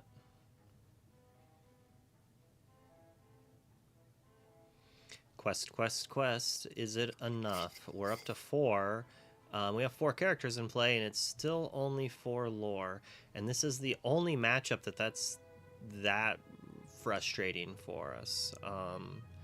All the others, it's fine. They're not playing Be Prepareds normally, or they're at least not ramping into it.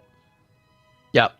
There's that Grandma Tala we were talking about in the last game on turn 4 this time. A timely arrival for her. We'll see if she's able to be removed here with a strength. Now we're going to storm it. Draw a card. Storm Have another? Again. Yep.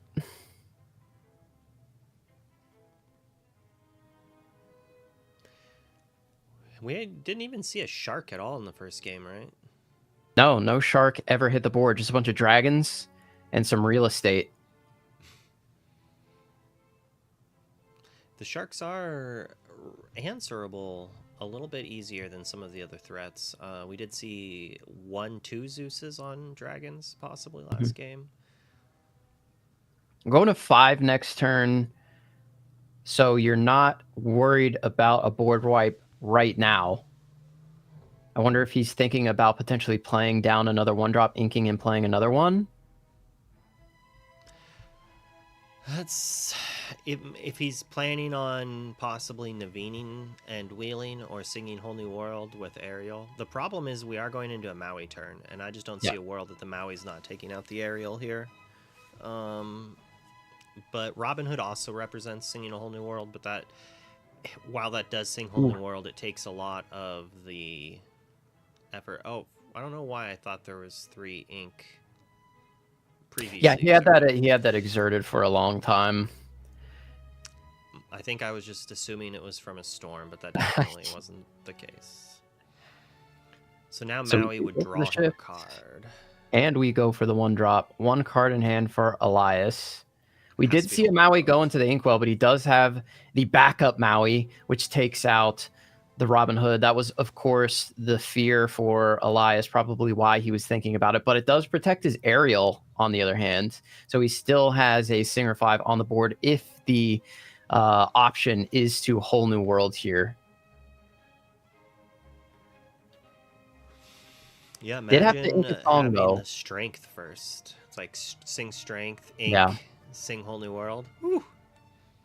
Then play a Pete. Yeah. Ooh, that's what Elias needs right here. Yeah, that would have been beautiful on his side, especially knowing that Tyler is only going into, again, that turn number 6. So you're still safe from the entire board wipe, at least for another turn. But it all just depends on whether or not that last card was also maybe just a Rapunzel. Well, that last card in Elias's hand is not a Whole New World if he is playing Bare Necessities here. He would have inked it instantly. Yep. I gotta agree with you there. Especially going into this turn, right? If you're going to Bare Necessities, you probably want to do it on 6.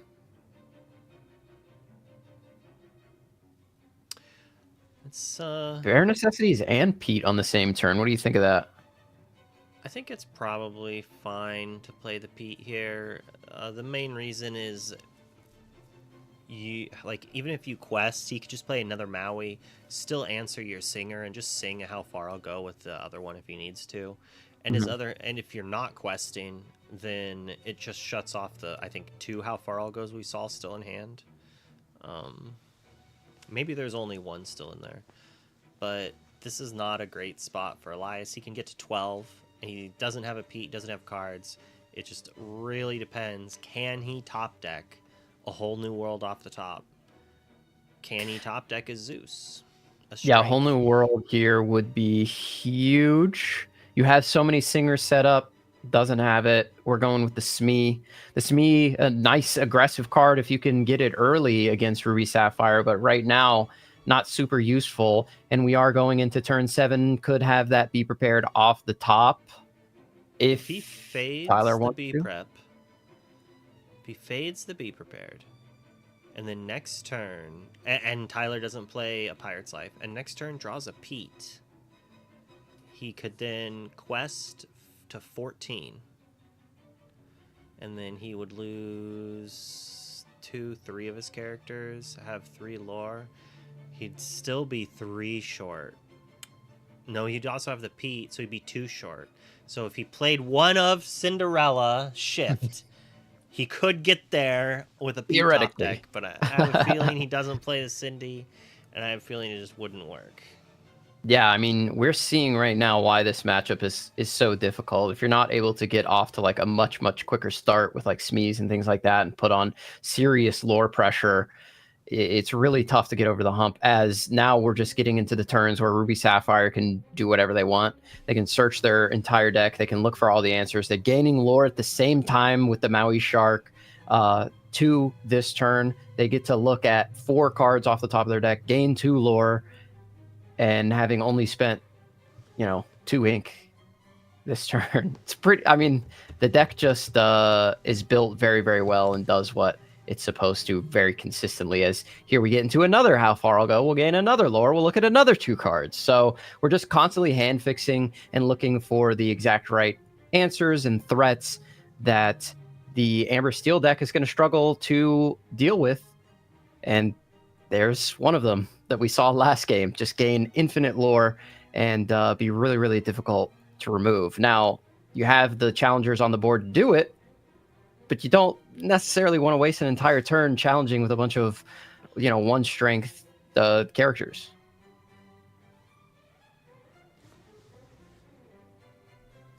Okay. So in this position, what do you want to see off the top if you're Elias? Just a whole new world and start letting things rip? I mean, I don't know. Not that. That's not what you want. Yep.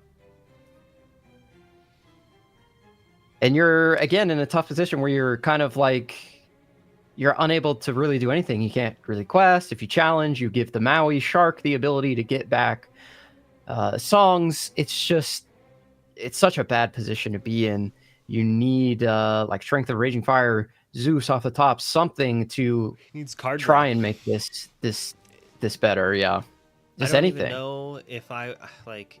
There's 1 damage on the Maui. If there was 3 damage on Maui, I would storm the Maui. Otherwise, it's kind of an interesting scenario where it's like thinking about challenging. Maybe I shoot my own character and pray to draw Rapunzel. That's my only out.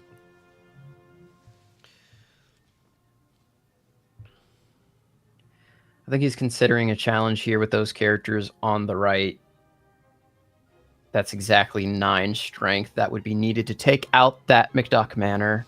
It seems interesting. I feel he's had enough lore that he's going to lose to the B prep, whether or not he takes out the location, one way or the other.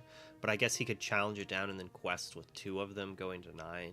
I just feel like if I'm going to quest, I'm going to quest all out and force them to have the B prepared and just hope they don't have it, even though they just looked at like 1,000 extra cards. Yeah. Challenging might just be delaying the inevitable. Like you just want to get over the finish line before your opponent's able to get over the finish line. But it looks like we're just going to challenge down that McDuck Manor, removing it from the board and leaving our Ariel up for a potential. That cannot quest. Yeah, I was going to say we had a Rhino come in here this turn for sure. I'm sure the judges will get on that. Yes.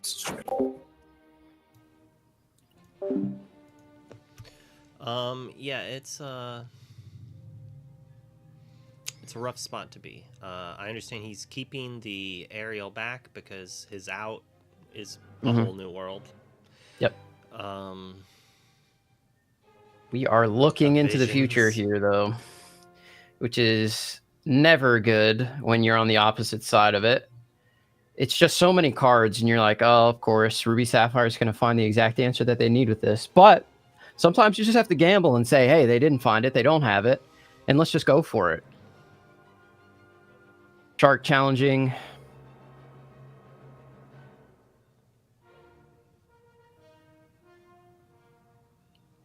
feel like there's going to be a Be Prepared played. I don't know why I have that feeling, but you know, it just It seems right, especially since I believe Tyler has looked at 11 cards over the past 2 turns. Yeah, there it is. Does have to ink And first? Oh no, he just had his ink mislabeled, so he's got. oh, he did have to ink first. Oh, he did have to ink first. Okay. And for good measure, the Maui Shark will just gain a lore off of that on the way out. Yeah, at 5 lore, hasn't quested a single time. There comes a Smee down onto the board. 5 lore hasn't quested. Yeah, not bad. Not bad at all. And didn't gain any from the location, I don't think.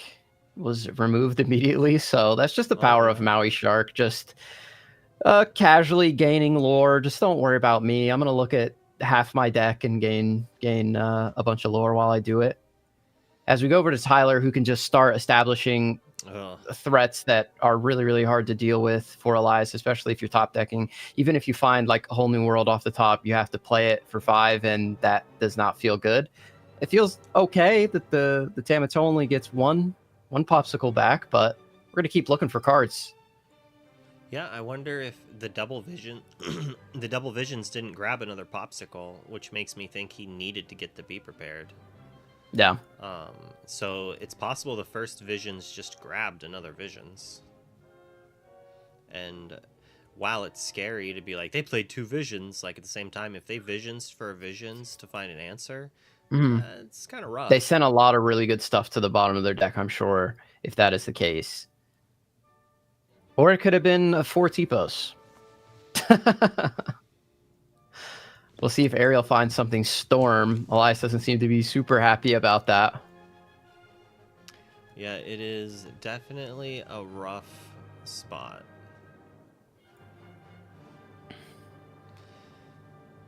The music is part. You can't hear it, but dun dun dun dun.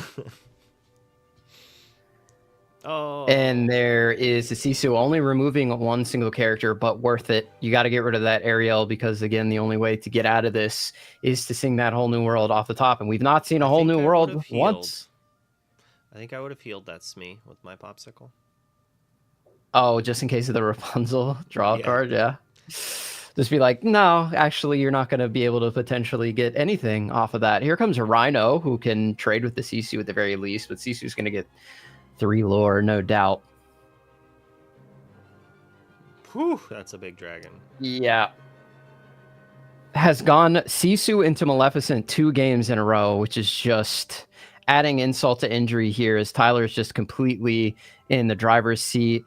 Elias drawing a card here. We'll see what he's able to find.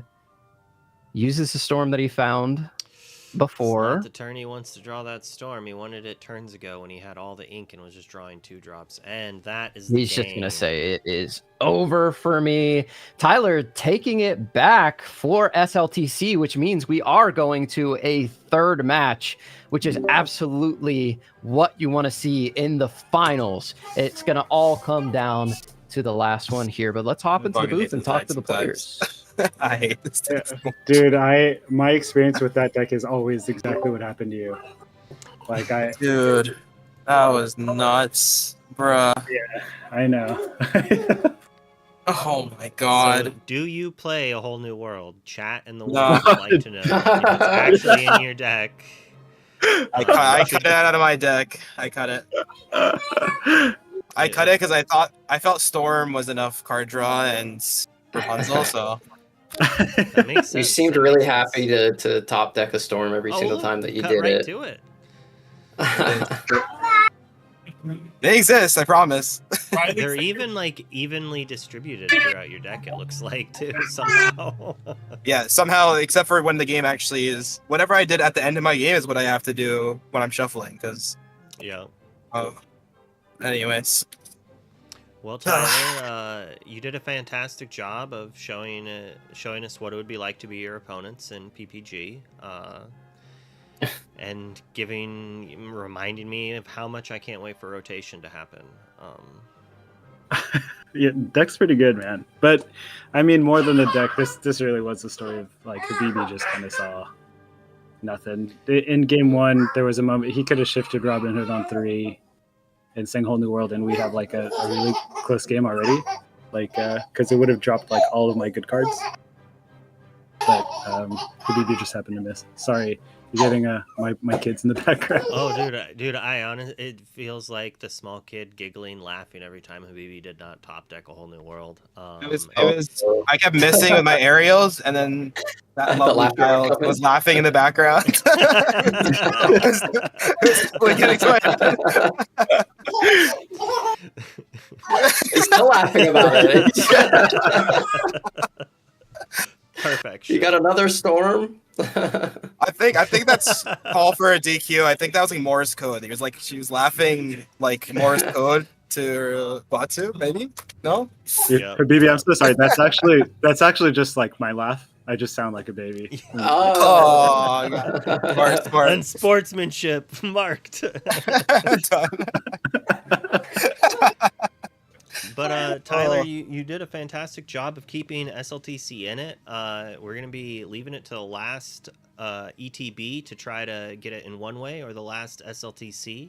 But ETB is on the play in round 3, which is pretty important. What's your prediction of Tyler? What do you think ETB is going to play next round? Is it Chris? Is it Chris coming? Yes. I mean, I think it's purple. So we faced off in Texas, and he played Blurple. So I think it's some purple.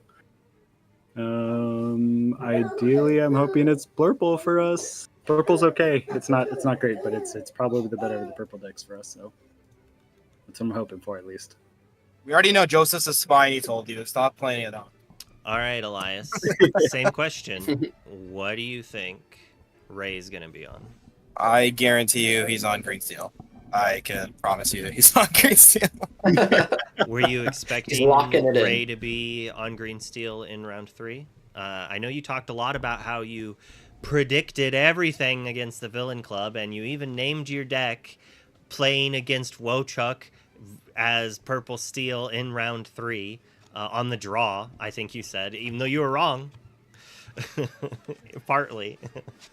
Partially. I was pretty close. I mean, Riley winning kind of made my prediction go bad, which is a good way for the prediction to go bad. But yeah, I'm pretty confident he's playing Green Steel. I was not correct. I mean, obviously, I wouldn't have put Robin Hood's cut and go to 12-1 drops, cut out all of the good cards into green, blue-red. If I thought I was gonna play against blue-red, we thought that they would think we would play Amber Steel first or last because it's like very, very strong on the play. So that was like the hope, but they definitely caught us off guard. Ray's a local Canadian that we play with pretty frequently, so he's always bringing some kind of Green Steel deck, even when he's going spicy, and I quote. So we're expecting to see some level of damage. Excited for the last match. Ray definitely plays some spicy lists. I Yeah. remember always playing against him on Pixelborn back in the day and just being like, why? What is this? What is going on? Like, of course he has that. Of course it's the perfect card in the scenario that I win every other scenario without that card being in, Yeah.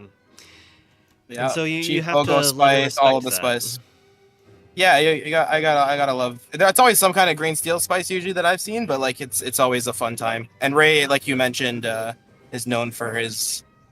I got a reputation with my wheels. I guess you guys saw both sides of it when it goes well and when it doesn't go well. But Ray has like pretty high up there reputation with his Diablos and everything else. So this will be a spicy match. Hopefully we're ready for it. I won't say what we're on, but. Hopefully we're ready for it, and we're going to make it an entertaining game 3. I know I got the message saying that you needed to like run more ads, so like I just wanted to give you more runtime. So you're welcome. Okay. No problem. And like as a Steel Song player, I've said it hundreds of times myself, especially in set 1 when I was a main Steel Song player. You live by the wheel, you die by the wheel. We got to see you high roll the Whole New World a couple rounds ago. You get your whole hand discarded, you top deck the Whole New World, you get right back in the game, right? This time, you had a chance. There was a world. You hit that whole new world, followed by a Pete. You get a double tap and you win. No outs for him, outside of possibly a Sisu. And even then, Game 1 was honestly more frustrating when I played like triple aerial and didn't find it. It was I dug through a lot of cards to like not see a wheel. So it is what it is. It's part of playing the deck. We made it like a meta call, assuming there'd be a steel deck here. So like I was ready to like brawl out on board rather than fight through wheels. But we made the wrong call. Yeah, we were talking about that while playing. It was like ETB decided to play an aggressive deck on the play in game 1, and then decided that they're going to play a deck that's good against aggressive decks on the draw, expecting to win round 1 and then be on the back foot. You playing traditional Steel Song, it seems like a fantastic deck to play on the draw against 85% of the meta. Not this one though. You don't want to play against this on the play even, so let alone the draw. Yeah, it is what it is. But I'm confident Chris will close it for us. We're gonna be the champions one way or another. All right, it's not my story. If you each want to give your shout outs, I don't think we've done them yet, but we might have. Not for us. You can lead. Yep, go for it. Cool. Sweet. Yep. I'll shout out SLTC, of course, as usual.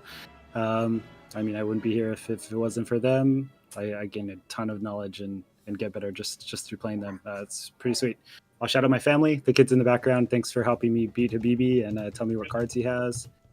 And a huge shout out, of course, to my team, the Non-Inkables. They're great people. Some great locals in our area as well. And yeah, that's it. All right. Well, it was fantastic games from both of you. Very well played. As long as your deck draws you the cards you want to draw next time. Tyler did a great example of showing what Sharks does very consistently and abusively. But I'm sure your team will you both have to be incredibly proud to make it this far, and going into the finals, match 3, game 1, I guess I was going to say game 3. It has to feel good there. And it's good to know that neither team's going to get swept. So you don't have to feel bad about getting 3-0'd in the finals. Just like how you always predict, you hater.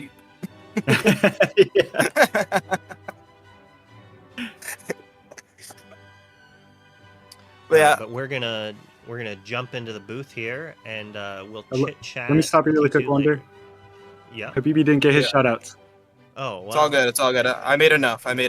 Thank you, SLTC, Endgame, Twin Moons.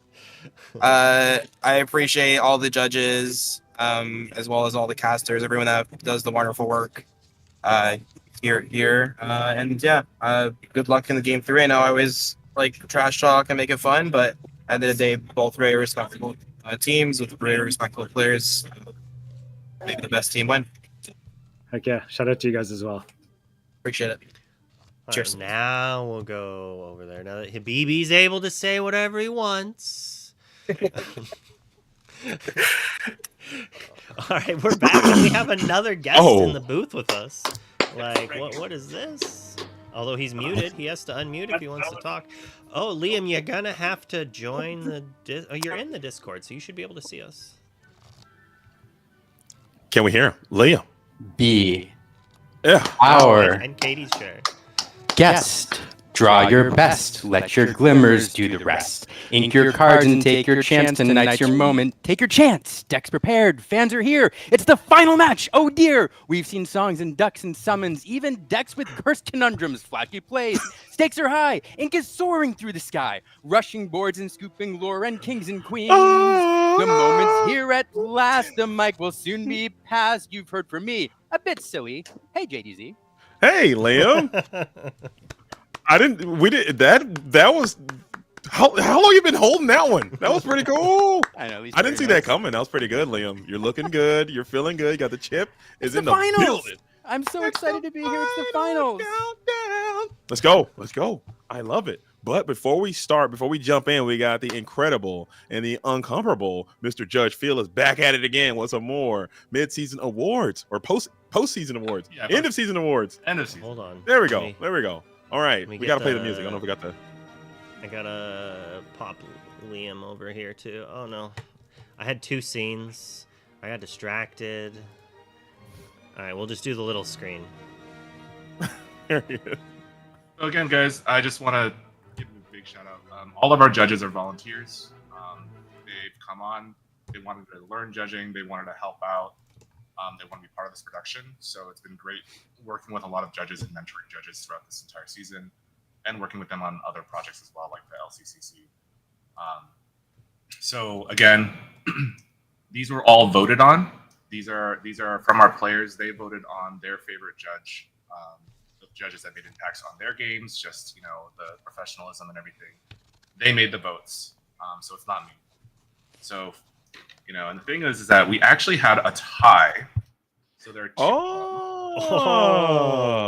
2. And these 2 judges actually are essentially my deputy head judges. They've worked with me on multiple projects now, and it's great people overall. So I just want a big shout out to both John Santos and Ellie Oakville.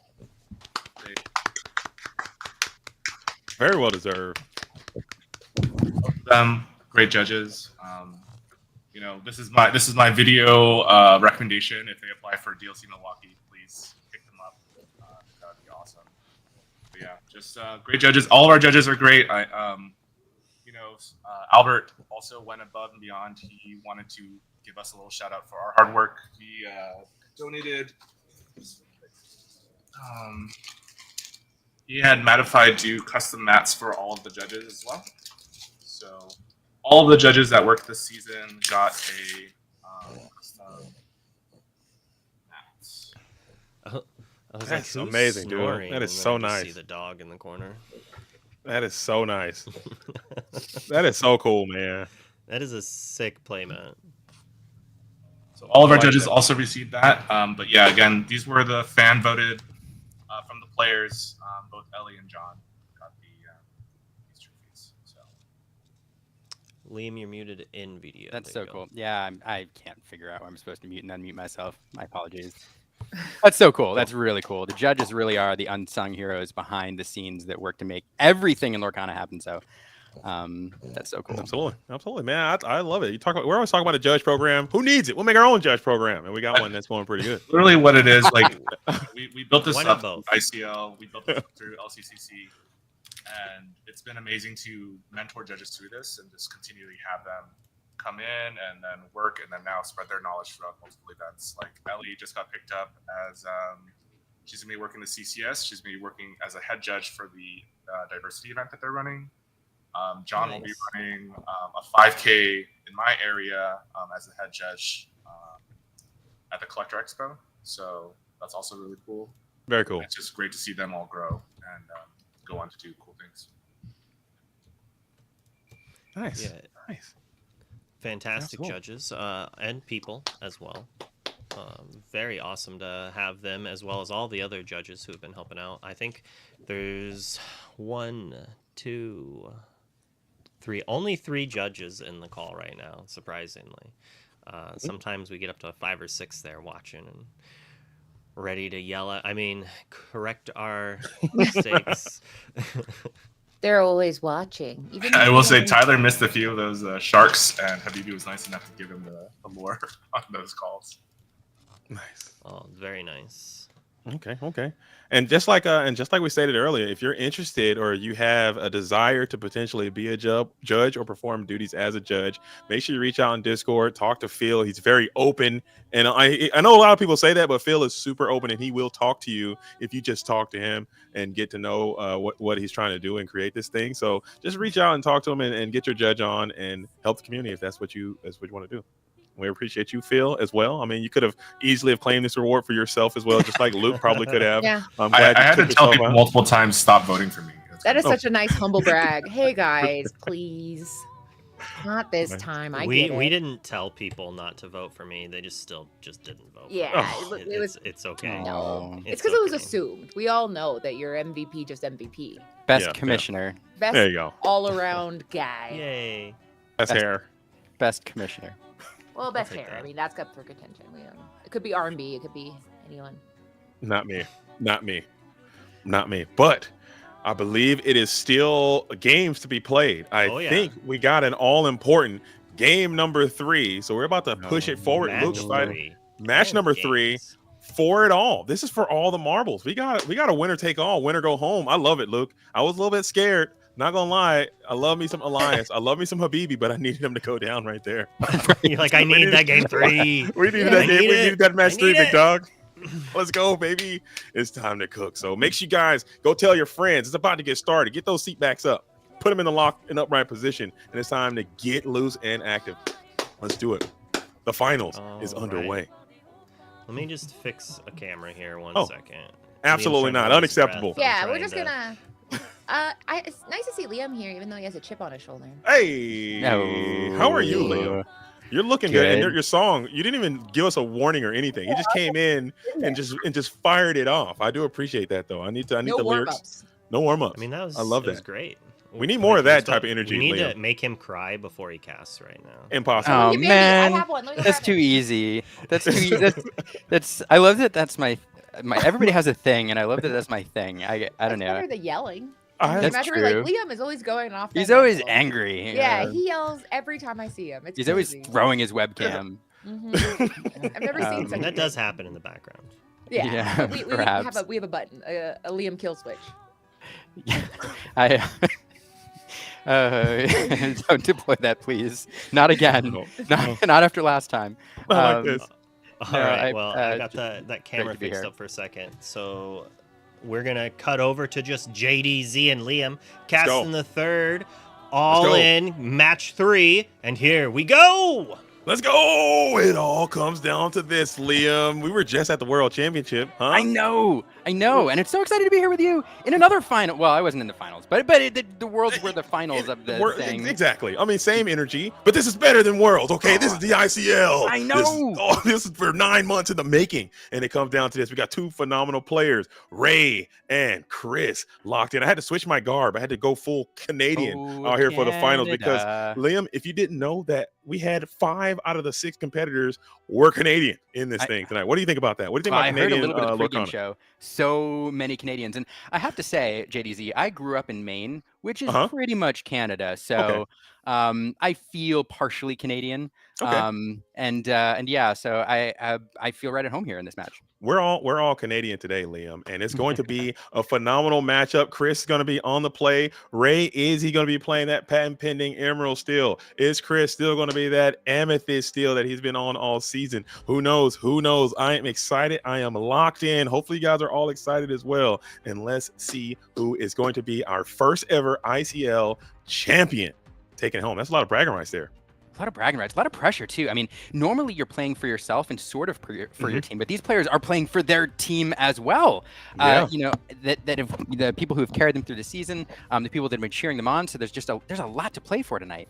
All the marbles too, and all the pride and bragging rights. I mean, this is a lot. There are a ton of worlds qualified players, national qualified players, DLC champions, et cetera, participating in this league. So there are some significant bragging rights that go along with, hey, saying that you're the first to ever do it. I mean, we're going to be running these ICLs for a while, and hopefully it becomes more of a staple, more of an institution of the Digital Lorcana game, especially online. So maybe this could be the first one. I think you can't be another number one. That's very true. That's true. There's only one first, and I do think we'll see plenty more of these. I really hope we do. I'm sure Luke has plans to roll right into season 2 here. If he doesn't, he better. Lucas. We can't curse the Luke. I mean, he's doing so much. We can't have him.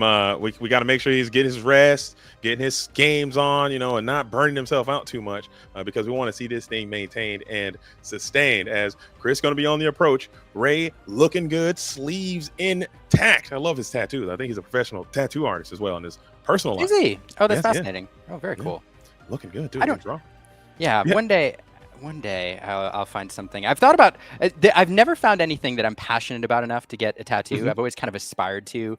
But Lorcana is the first time I'm like, Maybe. Maybe. Maybe. Maybe something they can't see. Maybe keep it like on low key. I would like to see that. Let's get some matching tattoos sometime. Let's go to let's Gen do Con. it. We'll Let's do it this do it. weekend. Next Gen Gen Con, Con, we'll let's go. do it. We'll make it happen. As we broom for broom, nice little amethyst start. So maybe Chris is still on that amethyst and steel technology as Ray is going to put the play Diablo. So maybe we got Emerald Steel coming in from the Canadian on the right.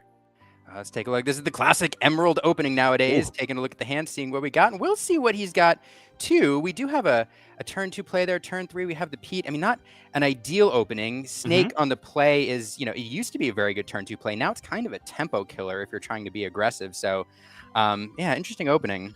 Absolutely. And maybe you can still go for it. I think it can be able to resist a potential shift Diablo seeing Storm if you are afraid of the Emerald Steel matchup, getting that 3-cost character on the board. But you will, like you said, lose a tremendous amount of tempo in the process, as it looks like we got a quest coming in from that broom.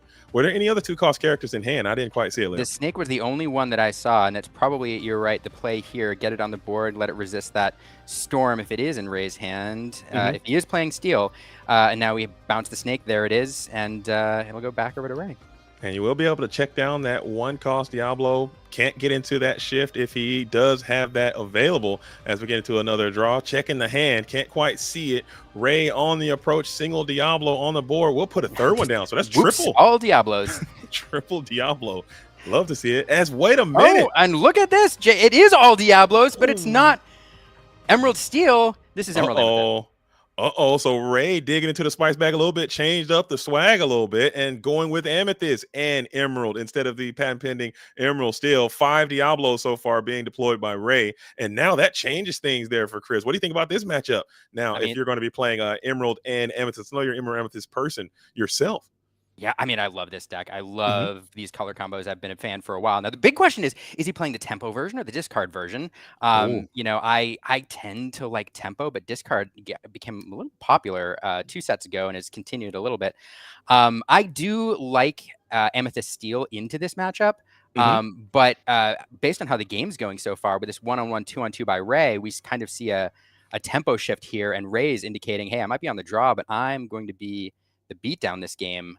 Yeah, absolutely. And if I know Ray as well as I think I know Ray, I'm certain he's got to be playing a little bit of Prince John, a little bit of Sudden Chill. I'll be very disappointed if I don't see those cards make an impact in this game as it goes along. But Chris also has to be very cognizant of a turn 3 crab coming in, that crustacean coming in, base boost one of these Diablos, take down that crab for a plus value. You hate to see it. And then you got him still hanging around on the board for another potential bounce. So that just opens up a lot of different things. And maybe Chris kind of got bait and switch there, because I know in their preparation they talked about how Ray is for sure playing Emerald Steel.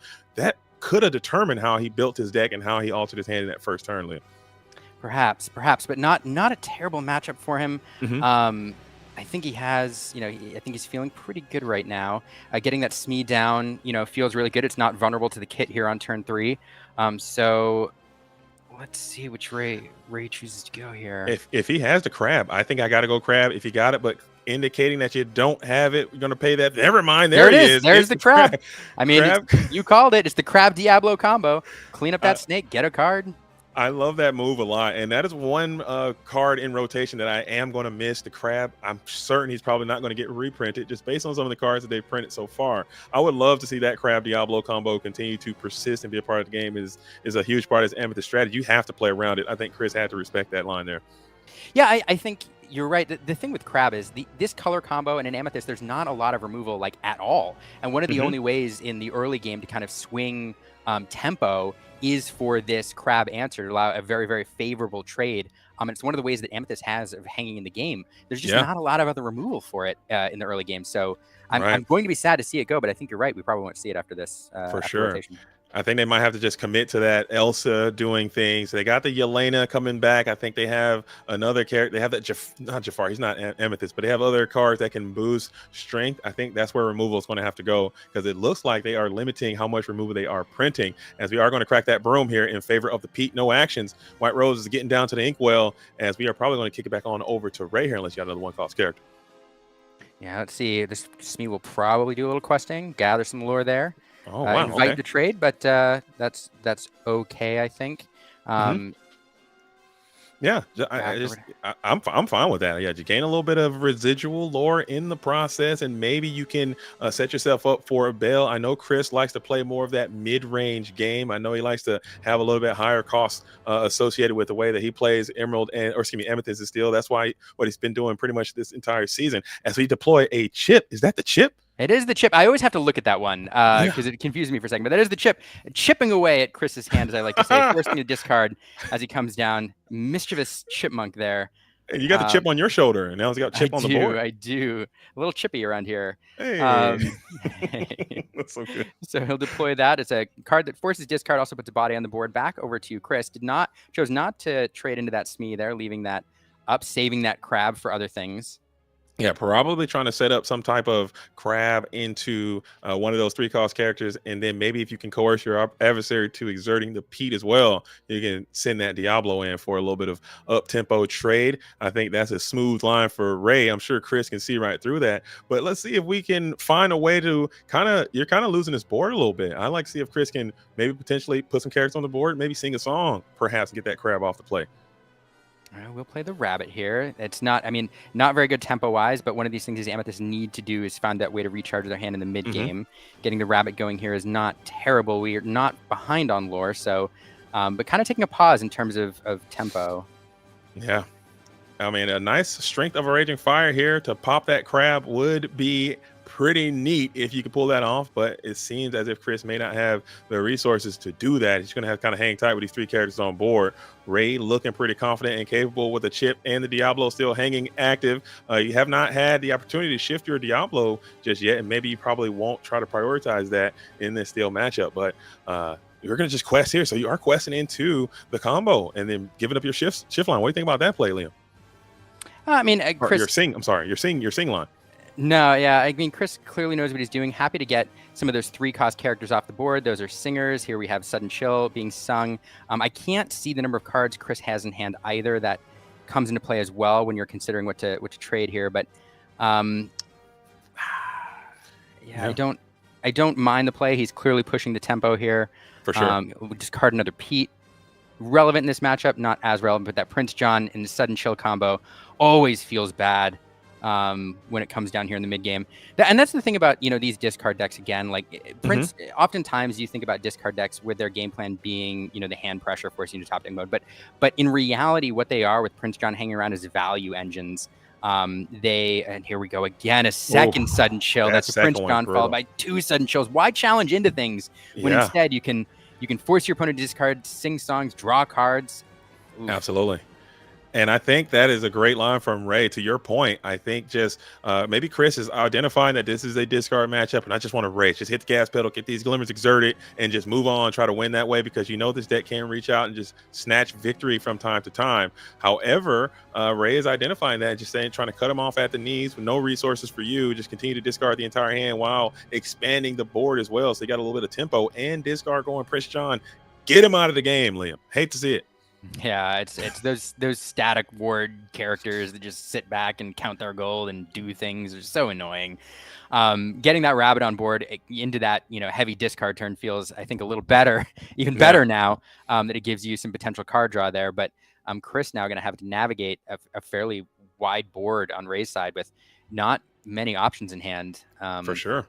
And this Amethyst Steel does have a lot of tools, but they can't really handle a wide. We always say how Blurple can't really engage with a wide board quite well, but this deck, especially when these situations when you got the 3s and 3s, you got the crabs up, he's got the chips up, you're going to be taking a lot of trades back in the event that you want to trade in. Rabbit can replace itself, but you don't want to use your rabbits like that in these situations. You want to have that hippity hoppity bouncing all around, doing a thing, grabbing some cards for you. As Elsa is going to hit the field of play, being able to get down not a terrible card to have here. Elsa will exert something upon entering play. She has evasive, so she'll clean up that evasive Diablo here in short order, taking away that shift target there. That was the only Diablo remaining. Pete will challenge into that crab, get that potential challenge off the board, and this feels good. One of the things I was going to mention with the rabbit is you have to be very careful about exposing it here, because when the Prince John's on the board, obviously one of the ways you play around it is by leaving your hand empty, and so you want to protect that rabbit and make sure you draw the card at the right time so you don't leave a card exposed. And a friend's coming in here. Absolutely. And Chris doing a phenomenal job. We were just talking about how wide that board was. So he actually whittled that board down quite effectively. Elsa showing why it's probably going to be one of the very best cards post-rotation. I absolutely adore this card. It can do so much with the rush, the evasive, and the ability to exert a character on play. Phenomenal design. We need more cards like Elsa, less cards like Prince John. As we just take a turn off to just get a double friends turn. Ooh, I hate that feeling when my opponent's drawing all these cards. Yeah, I mean, it feels bad watching your opponent draw 4. And in fact, you're trading 1 card for 2, and there comes... Never mind. Draw another 2 cards. Oh, my goodness. That's a lot of cards. But again, like a full turn off, a full tempo turn. We're not doing anything with the board. We're just drawing a ton of cards, but it sets up a particularly brutal next turn here. And Chris knows that the wave is coming. Here we'll play the rabbit. Do we have a bounce for that? Rabbit, we do. Okay, so we'll... Quest with the rabbit here. We'll draw a card. Now, a little bit of your own card draw, but you gotta, like you said, you gotta start clearing your hand a bit because you know the discard is coming in a second, and the rabbit is going to come on back in. And so that's the problem here. We've inked, and we now have 1 card in hand. And it's oh my goodness, what a card. Okay. Fantastic. Wow. Oh, I mean, what a swing. Not only does it swing the board state a little bit, but having that card in hand was a potential card for Ray. There has to be discard in Ray's hand. Absolutely. So like what a card to draw off that rabbit. Yes, that was still a very huge turn, as we are going to bring down. Is that the big mama Ursula? The Sea Witch Queen again? We got two sightings of Sea Witch Queen and 1 night of ICL. How can we be so lucky? I know. My goodness, this card was all the rage back in the set 4 meta at the top of this list. This is what worked in the top end in place of like Kuzco, which was hanging around in set 1 and set 2. RIP Kuzco. But it's fun to see her back here, of course, when she is exerted, or when she quests, she exerts an opponent's character. And any character can't sing songs, I believe. Yeah, nobody's singing except for her. Not even yours. Your other, She can still get her medleys off, but everyone else is going to be voiceless, and they're going to have to hang out there without being able to pipe one in the event that they need to, as Elsa's free and clear to quest for 1. No evasive characters can oppose her right now in this position, as Snake and Rabbit are kind of just hanging out, deciding what they want to do. Dang. 2 Sea Witch Queens. Fun card. We will have the Magic Broom come down. You have to, again, keep it out of your hand. So not much else to play here. I mean, not a terribly great top deck here, but again, Ray hasn't managed to do much in sort of, well, I think get that Sea Witch down is pretty big, actually. I should say. For sure. And she does quest for 3. For whatever reason, they put 3 lore pips on this amazingly huge character. But Ray just quest exerts the broom. Is this Fox time? Are we smelling Fox? No. Our own Elsa is going to come on down and clear that magic broom. No problem. But I do believe Elsa does have to exert someone. Maybe you can exert an exerted character. I don't think it matters that much. Yeah, you can. It's a good point. Not sure maybe the Elsa is re-exerted, who knows, but they'll all go hang out in the hidden cove there together. Elsa and Ursula. It's getting a little bit tougher. Ursula there, and Ursula. You got Brangelina. You now have Ursula hanging out together in the hidden cove. What an unlikely pair. I'd like to see that sitcom of Elsa and Ursula kicking it. Can't sing. Can't sing. Read the sign. He says. Oh, no. Read the sign. What a bummer. The rabbit will come down here, sing another song. Or I'm sorry, draw another card. There's songs on the brain. What an unfortunate play. It's funny because you play the Ursula, and against songs like Steel Song and other decks, especially when you're trying to lock out a board clear, like it matters. Sometimes you play it and you're like, I'm not sure if that ability is going to matter all that much, but making a huge difference here. Oh, for sure. Because that would have been such a nice clean sing, and then you could use the remaining of your ink to do something cool. You still can hard cast if you wanted to, but now your ink has been expunged. You're gonna put it down to the inkwell. Yeah, I gotta ink it, keep it out of the hand, keep that Prince John from being activated. But instead you get that extra ink to go a little bit wider here. So I mean, it feels like that Ursula over there is super oppressive, and Chris is top decking now, but with all those characters on the board, he's pushed his lore up to 12. And we all know in these Amethyst decks, when you get in 15, 16, 17 range, you're just looking for some top decks, some roses, some goats to close things out. So Unfortunately, though, that Ursula there, 3 lore a turn, pretty brutal.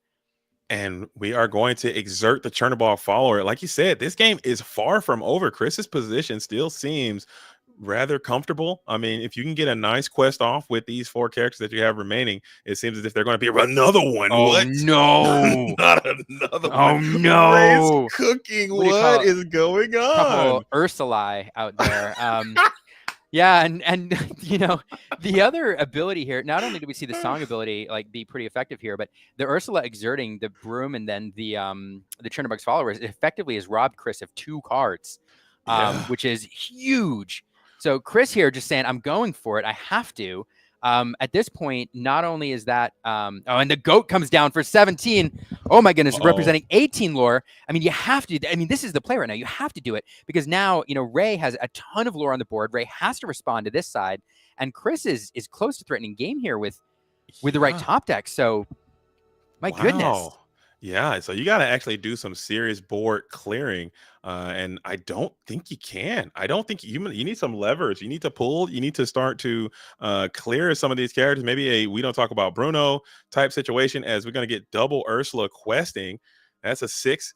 We're going to go to 8. That gets you all the way up to 15.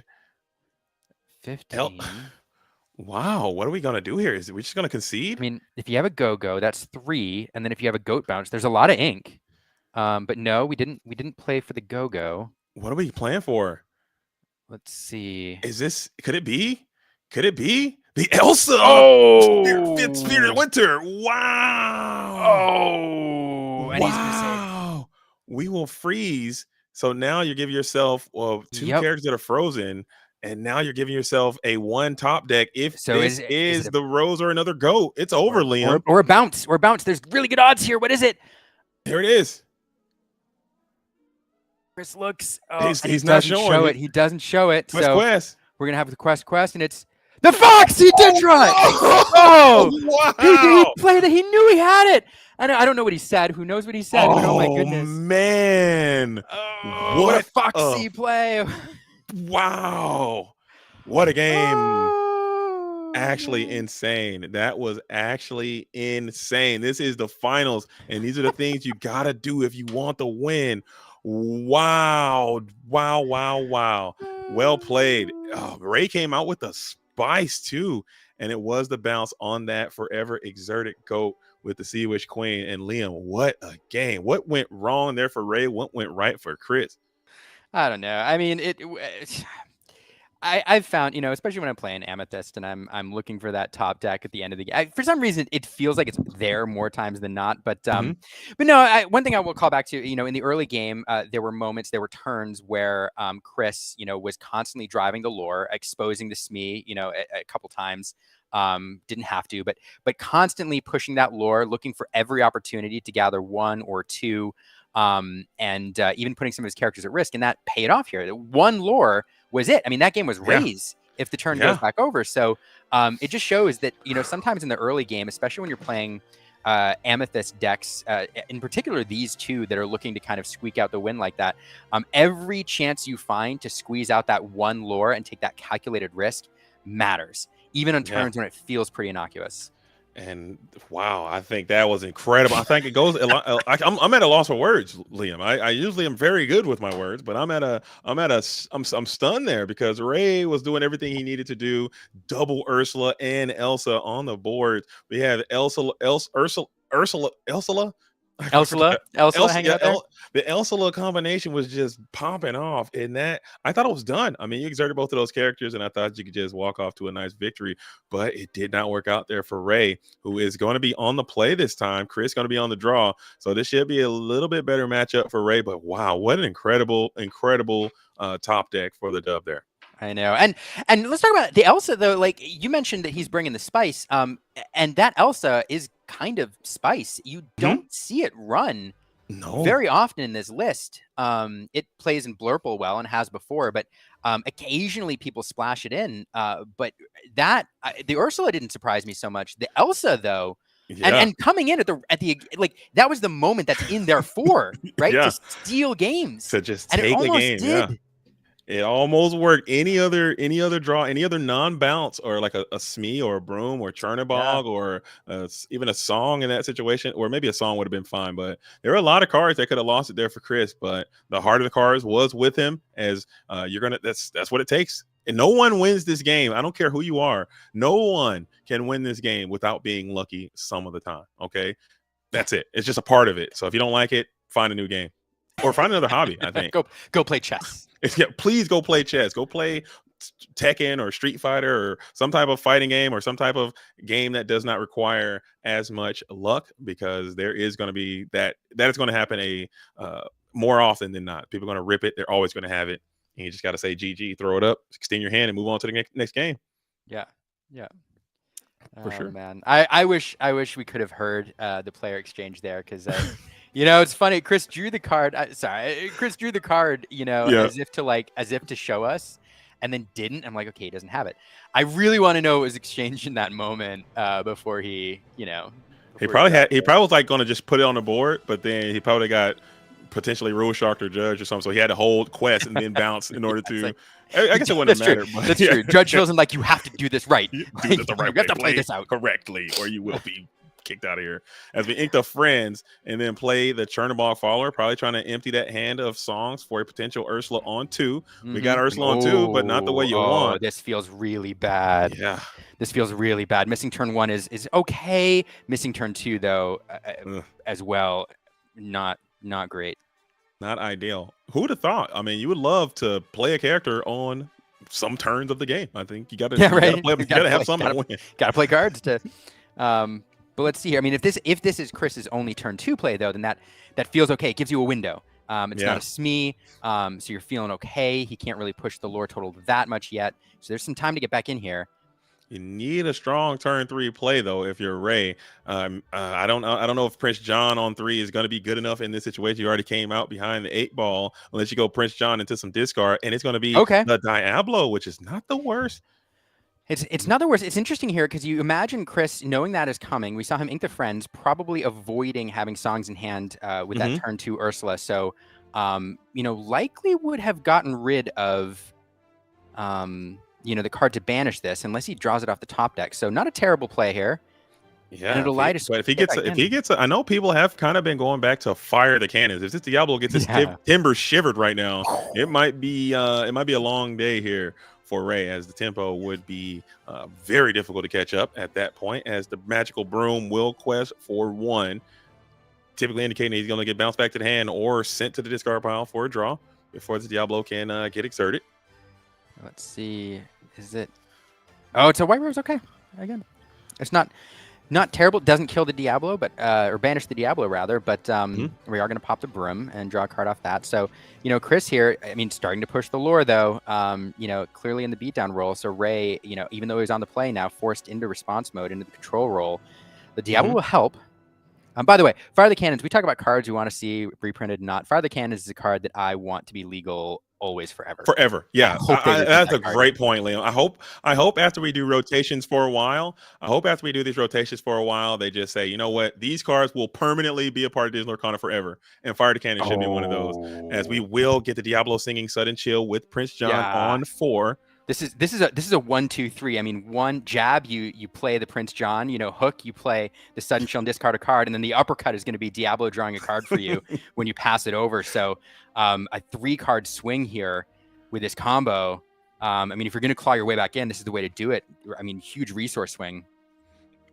Absolutely, and we do get another draw. And you did show some discipline by not popping that Chernabog last time. Maybe you could try to coerce your opponent to swing in, get that lore, and just keep your character on the board. Maybe you can increase the power of your Strength of Raging Fire if needed. But now you're in a situation where you can't really quest this. I guess you continue to just quest it and leave it there and see what happens, and just gain that lore each time. And we are going to go for the Strength of a Raging Fire. Pop that Diablo. Finding that feels particularly good. I assume that was off the top deck. We got the goat down, get a little bit more lore. Okay, cleaning up the Diablo feels good. And again, like you've lost a lot of cards. Ray's pushed swung the resources quite a bit that turn, but this board, I mean, it doesn't seem too bad. But the goat representing another lore, and Ray's got to get something on the board to start to clean up these characters. Here comes Chip. taking out another card for hand chipping with this Prince John, but that strategy didn't really go too well last time. And another Elsa is gone, so one in the inkwell, one down to the discard pile now. As we will go ahead and pull the lever, we'll be able to ink pull the lever and pass back on over to Chris, who now has these 3 characters up. You have that chip up and active on the field of play, but this is kind of how it went last time, Liam, and it worked out very great for Chris, who just continued to expand the board, continue to quest these characters, and continue to win the game. Turnabout Faller still in the play. Yeah, I mean, it just not able to establish anything big on the board. The chip does help. It'll answer the goat if it comes down, but not if a cannons is fired. You called it, JDZ. You mentioned it. Coming down, cleaning up that chip, and there's just nothing on the board to deal with these characters here.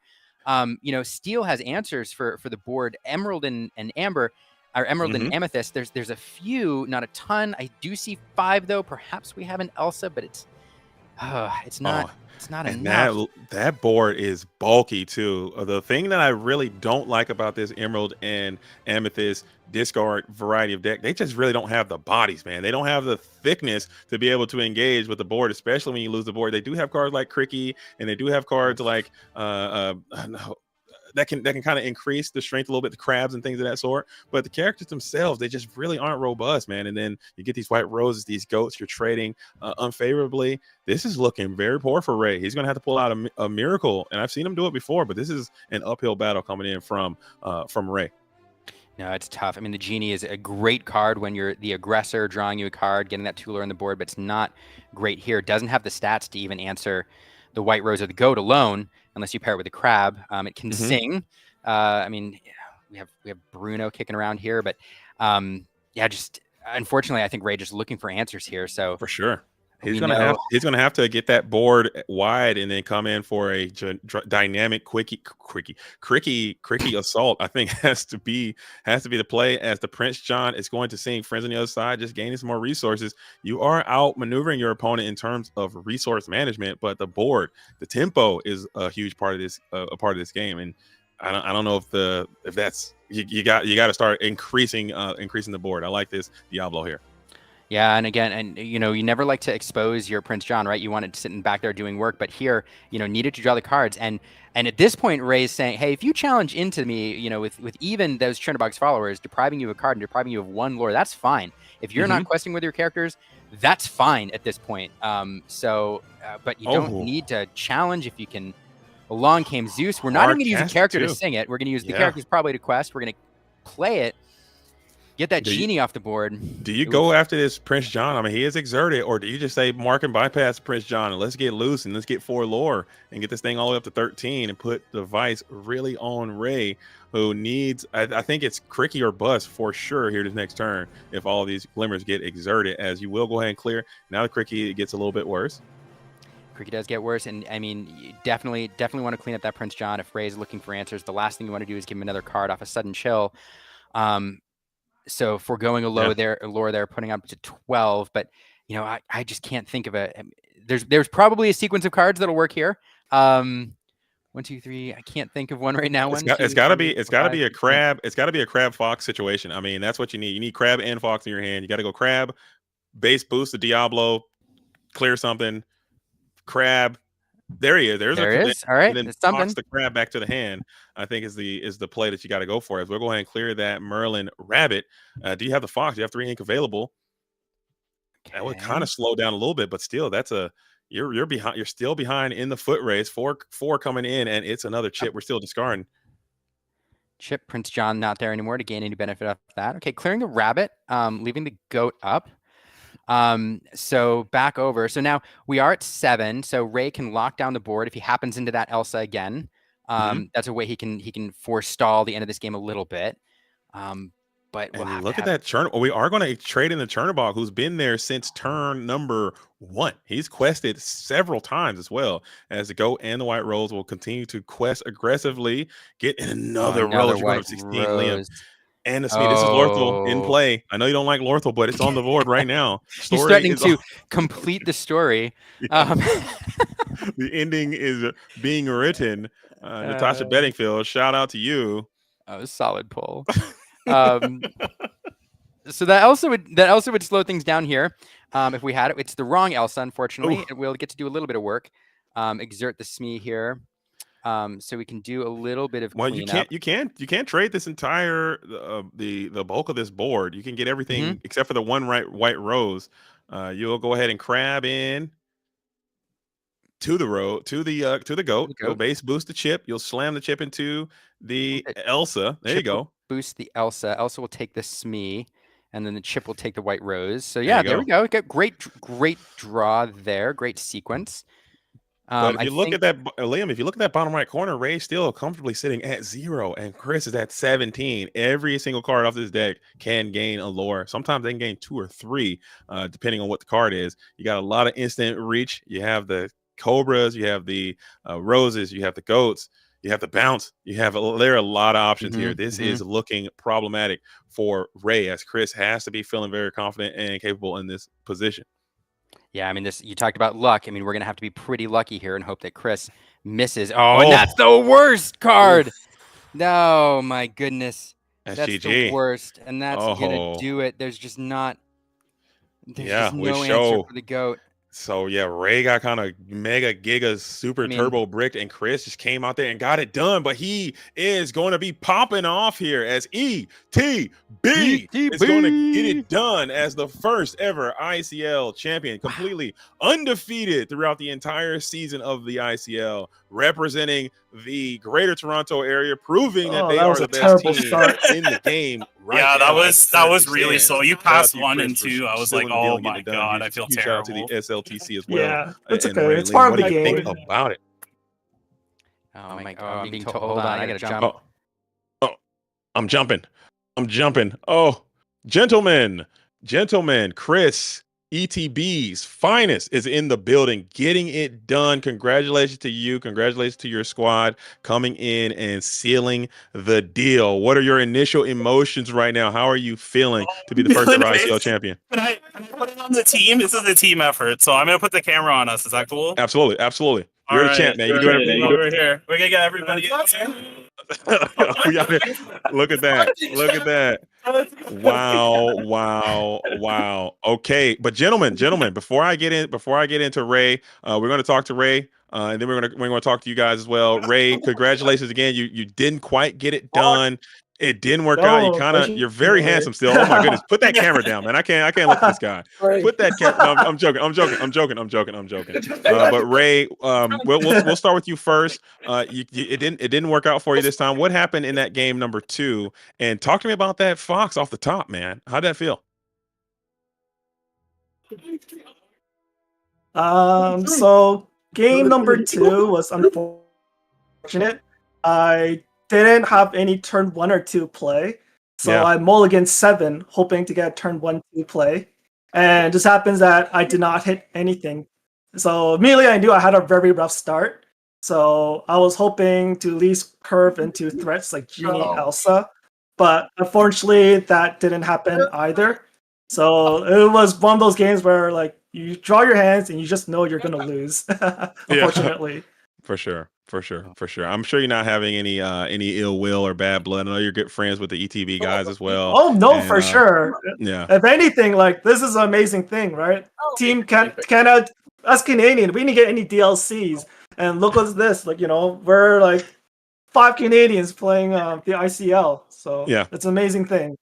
Canada has a strong group, but I also have Liam here as well. Liam, before we get over and talk to the champs, do you got any questions from your Emerald and Amethyst? I gotta know sorry, Liam, one more question. Why not Green Steel? What are you doing? Why not BOGO? Why not Green Steel? Was that too predictable? I kind of wish I was BOGO, because then BOGO is very favored into purple steel. Yeah. But I got talked out of playing BOGO, so I trusted my team. Nervous. So I thought that's what it was going to be, and I was like, "Oh man." Listen to your heart next time, Ray. But Liam, do you have any questions for Ray and the SLTC or anything before we bring in the champs? Man, they got the whole squad, and I don't know if you guys can see that out there in TV land. The whole squad is in the building holding it down. Look at that. That's why I love seeing that. No, I mean, I just a couple things. I just want to say one, a great performance throughout the season. It's been a pleasure watching you all and your entire team, play all year. And shout out to Canada as well. I was privileged enough to go to the Toronto DLC last year, and it was a phenomenal environment. So many incredible Canadian players there. So I know Canada represents very well, and I'm actually not surprised at all to see a just chock full of Canadians here in the finals. So great job. My only, I guess, question, I commiserated with you as a fellow Emerald Amethyst lover on game 2. That draw was particularly rough. I guess my only question is the Elsa. I love seeing it in there. Why the choice to run it? What matchup are you kind of looking for, and why throw that in? So green purple does draw a lot of resources, and then one of our main issue is we don't have ways to board clear. So one of the best ways is actually just go for the race, which is what I did in game 1. I just throw down the Elsa and be like, draw your burn spell or I win the game. And then where green purple doesn't have like strength, Zeus, or any of that to really put in that situation where you have a chance to win. So, and Elsa, what I like about her too, like she's good into matchups like red-blue when you're trying to race. So it's always been the spice that I've been messing around with from the last set, where I have a lot of success playing in person. And then I figured, okay, let's go with the spice this season, this last game, and bring the Elsa back. Nice. I like it. Okay. Well, thanks for that, JDZ. I know you're itching to talk to the winners, though. No. I think we all are, man. I'm just looking at this image. I don't know if you guys can see it out there in TV land, man. I love the energy. You guys got the whole family is in the building. Chris, you are the leader of the organization, man. You find yourself in this all-important game number 3. Your ace Habibi goes down, you know what I'm saying? And I'm like, okay, this is an uphill battle. Chris got a lot on his shoulders, man. Just talk to us about that emotion going through into the final game. Everything's on you. You're on the draw versus, you're on the play versus Ray. And you're like, what are your thoughts going into that match? Were you confident or were you a little anxious? What were you thinking there? Oh, I was definitely nervous. Like, this is crazy. There's a lot of people who wanted to see this go well for us, obviously. Ray is an excellent player. He's notorious in the region for his green steel, especially. I figured it was going to be green steel and it was going to be a really tough match. Shout out to the Rat for giving me some green steel reps as well as Habibi before the match started here. It ended up being green purple, which I think is a little bit better for me. And he got off to like a really slow start, game 2 especially. Game 1 was like super close as well too. Right. I gotta give a shout out to my team for trusting me to kind of take the anchor seat. I did not put myself here. I offered to give Habibi the play, assuming we were able to win game 1 and then hopefully have it on game 3 as well. He said, no, I got it on the draw. And you take the seat. And like, I had the best all around deck on, I think, on the draw out of the 3 of us anyway. So if we ended up on the draw in round 3, then like purple still has a ton of game.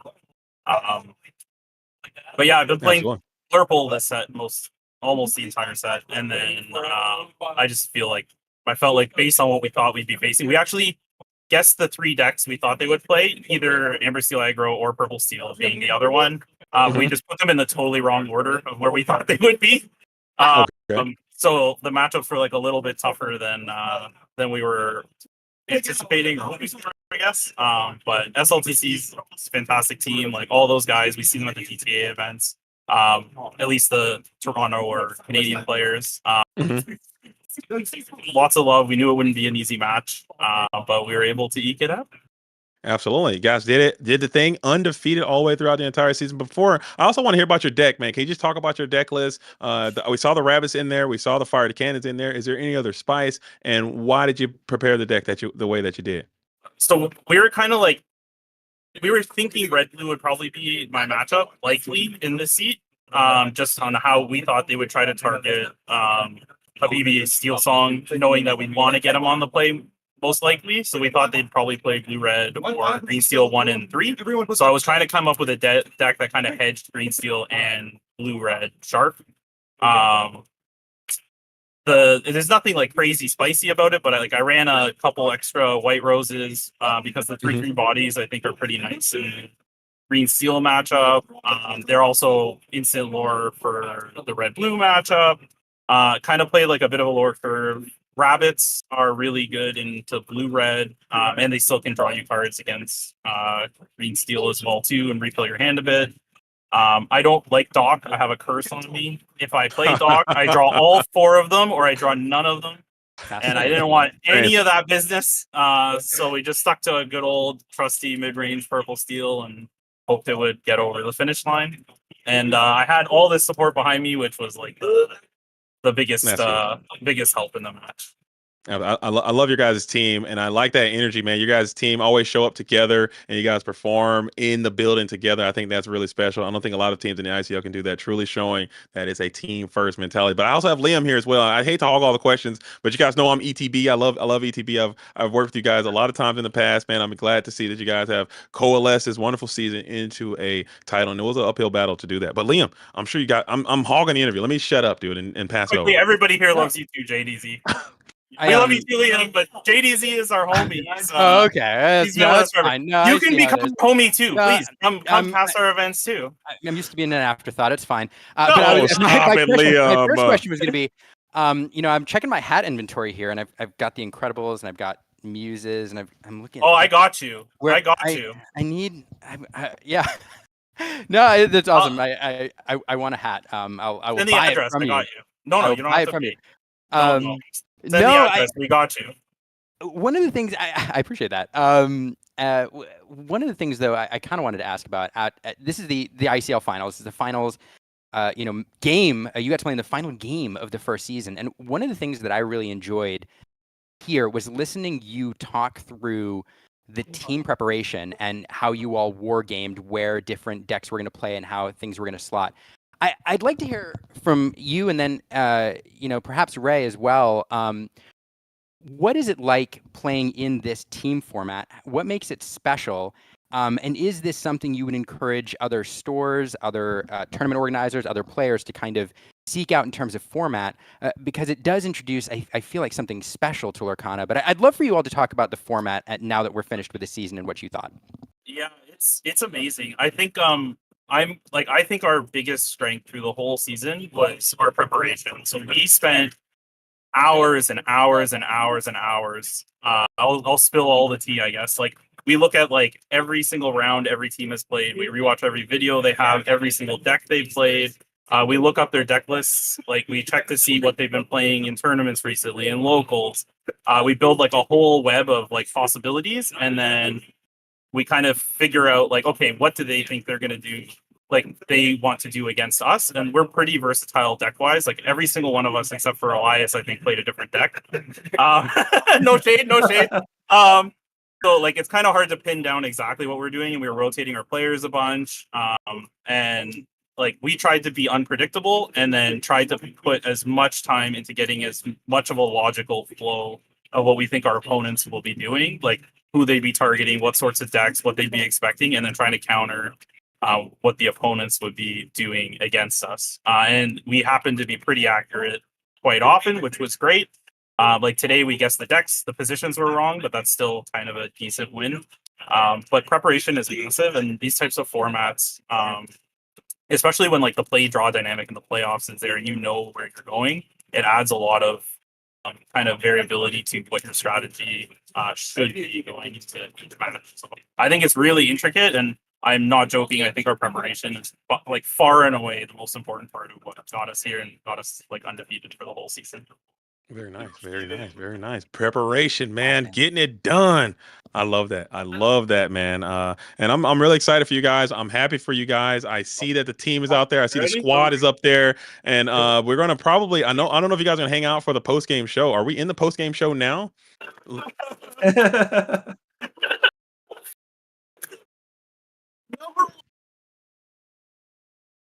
Oh, wow. Okay, so you guys can't see. I don't know if you guys can see, but we got everybody here. We're going to do a little after party for a little while. and then you guys can come on in. But again, huge congratulations to you. Thank you again, Ray, for playing, Thanks man, for and having hanging us. out with us and being hot, dude. I mean, you're handsome. You still got that going. I think you're beautiful, Ray. Thank you. Thank you. Beautiful too. Oh, we have our judge here, and we're gonna issue the trophy. So, Phil, the floor is yours. Take it away. Congratulations first off, our runner-up. Oh,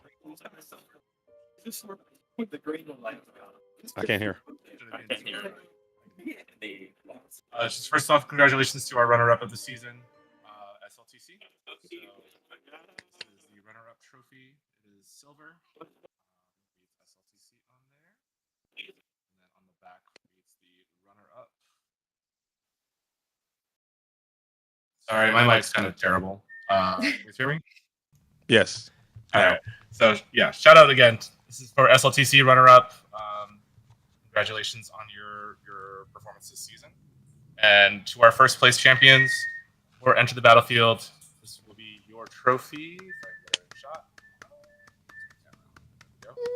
And yeah, congratulations to the champions of our first season of the ICL. Congratulations, guys. Thank you so Well much. played. I like that. We got to work on that. We got to work on that trophy speech, though, Phil. It's got to be a little bit more dynamic on that speech. I'm just a judge, man. I'm just a judge. We need a Let's whole. blame the microphone. We'll blame the microphone. Okay. This time. All right. People are gonna watch this in 20 years and be like, "Oh, that was a speech, Phil." No, I'm kidding.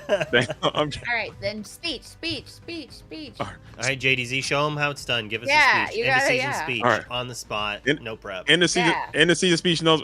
All right, this trophy is going to be awarded to the second place finalist, SLTC, for your outstanding performance. You didn't get it done, but we hope to see you back again next year for a first place finish. Run it back. Can you do it? Here you go. Yes, Second we'll be place. back with vengeance. I didn't Back mean, with a vengeance. I didn't mean redo what he was supposed to do. I was just saying, Oh. do a Yeah. speech now to just I'm an end of not- season speech. He's doing his best. I'm not Like, second place. He's got to go through it now. He's got to go through. We got. it. He's the first. The first place has to do their speech. Oh, yeah, they Okay. have to- Okay. I feel like All right. they have Edit. to. First, did they do a speech already? No, we got to do a speech. feel like Award there's ceremony. All Take right. cut. Edit. Back to the top. All right. First People in place 20 winner. years are going to look at this JDZ and be like, why is this guy doing it twice? Coming in at first place for the first ever season of Disney Lorcana ICL, we have Enter the Battlefield, first place champions. Speech. Now you got to give a speech.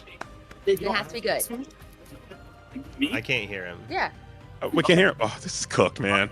This is so John. All right, I have nothing prepared, but All right. first off, I want to give a huge shout out to Luke and Rod. Like, none of this is possible without you guys kind of cooking this whole thing up and putting everybody together. I think you guys deserve all the credit in the world. Next to the judges, volunteering their time to make sure that this tournament operated smoothly.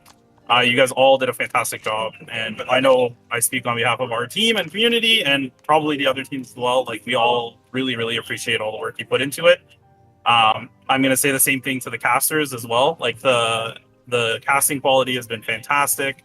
I think this whole event has brought so many teams and people together. I know, like, going to events now and getting to run into all of the different people and having them come join our events and networking, like, it's all fantastic. And like, just the sheer fact that this is a passion project basically off the get-go, and how like amazing and successful it has been, and how much it's brought the community together, I think it's like absolutely fantastic. This was like an absolute blast, and really thankful to have been a part of it. And a huge shout out to our opponents as well too. Like, the rounds were not simple, they were not easy. This was a very difficult tournament with a ton of amazing players, including the ones that we played today. And I want to give a huge shout out to everybody that played in the entire season. My community at the store over here, like, the community is unbelievable, and the whole way they were cheering us on and kind of guiding us to the finish line. And we like felt like we had warm hugs around us as we played all of our games, which was fantastic. And of course, my teammates, like, none of this is possible without them. Like, we have a really special team. It's literally just a bunch of friends hanging out from the same local game store, traveling around, playing, staying in Airbnbs together, going on flights while Habibi gets randomly checked, and Sorry. is Oh no. Oh, no. and No, no. and like we're just having a blast all the time, and this is like an absolute like total dream. I had to make a joke. I'm sorry. Sorry. Just a huge shout out to everybody involved. Yeah, we're really proud and happy and looking forward to hopefully being there in season 2. And I don't want to make this too long-winded, but the last thing is Canada is amazing. Our opponents, bunch of Canadians in the group over there, bunch of Canadians over here. We did not get a DLC. We're kind of bummed. We're still going to come visit you in the States and play in those ones. But we have applied for a CCQ, a nice big one, which we really hope they take a look at the application for, because some really cool people have supported us on it, and potentially give us one and let us have a little bit of that Disney experience up here north of the border to share with everybody. So I'm going to throw that little plug in when I can. Let's go. And a quick thanks to our sponsors who also help us travel to all this stuff in-game and Twin Series. And I will stop talking now. It would be pretty nice to. Right to talk. You talk as Toronto long as you again. want. As long No, as I you want want. to go to Toronto. Let me go. Wait, no, please don't kill Chris. He owns the store. Gatorade. Where is the Gatorade? Yeah, I think they're No packs. Gatorade shower. No Gatorade. No Gatorade. Are those sleeves or packs? That's really important to know. It was all of the above. Okay, good. Okay. You're the champ, man. You're the champ. You guys are the champs. You can talk. You can give as long a speech as you like, man. Yeah. Seriously, it's a great way to put a cap on a phenomenal season, being undefeated and then taking down a phenomenal team. I love it, man. And hopefully you guys are coming back next season. Maybe you got to defend the crown. So I don't know if we have more information. I'm sure Luke has some things he's working on behind the scene, but just like Baker said earlier, I would be remiss in my responsibilities as a broadcaster if I don't give shout outs to my good friend Luke here, even during his epic run at the World Championship and all the events that he's doing in his own life. To take time out to do this, to set up this broadcast, it's not an easy thing to do. And to sacrifice your time and to sacrifice your personal Twitch and all these types of things to do this, just know that I know you don't do it for the accolades or the love or anything like that, but we all truly, truly appreciate it, man. And continue to do that as much as you can. Any help you need from me, just you got my number, reach out to me and I'll be willing to sacrifice my time because I see you grinding and it just makes me want to grind. And it makes us want to give as much as we can to this community, man. So thank you for all that you do. Thank you, Judge Phil, for all that you do. And thank you, everybody at home who's been watching all season. It's been a phenomenal run, man. It's been like almost a year in the making. So absolutely great. Man. Yeah, someone Okay, can now- say something. I'm not going to talk. Now the song. All right, here we practice. 3, 2, 1. We sing and okay, we didn't practice. Be our guest. I can't seem to be our guest That song. was really Liam's got to send me the Liam lyrics, actually- okay? Was there a trophy for most impressive intro ever? That was probably that wins. If there's a Phil, can we get a most impressive intro award? Goes Yeah, out to 'cause that Liam, was- without a doubt. He's like, yeah, for I'll 20 cook something up for him. It's going to be like Superlative. a toss up between Liam and Baker. It's like be prepared or be our guest. It's I like have no which outro. it's like which song gets it. What was it? Quest Our Best. It was really good. It was a whole thing. The lyrics were on point. It was very good. I'm glad that I'm glad I was here for that. But I do.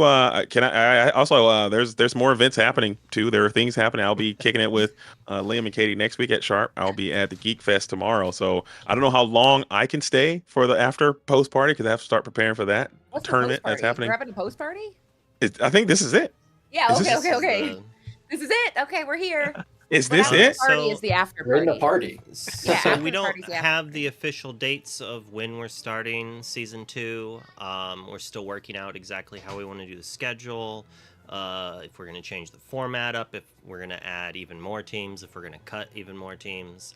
I mean, now that ETB won, I don't know if they're allowed back next season. Is it like I a think that reverse actually cut? is the Like, opposite. Yeah, they're too good. They have the best. How are we gonna get our revenge if they're not coming See, back? know this. Come on, give me a break. Yeah, we Do can't like- just keep punishing Canada. Be like, sorry, Canada. No everyone- DLC, no Yeah. ICL. The Maybe Canadian. the yeah, we the need the Blame Canadian Canada league, song right? is the one that you need to play. Yeah, that's actually the theme song. The CICL. We were joking that the C stands for Canada. At this point. Illumineer's Canadian League, and we love it here.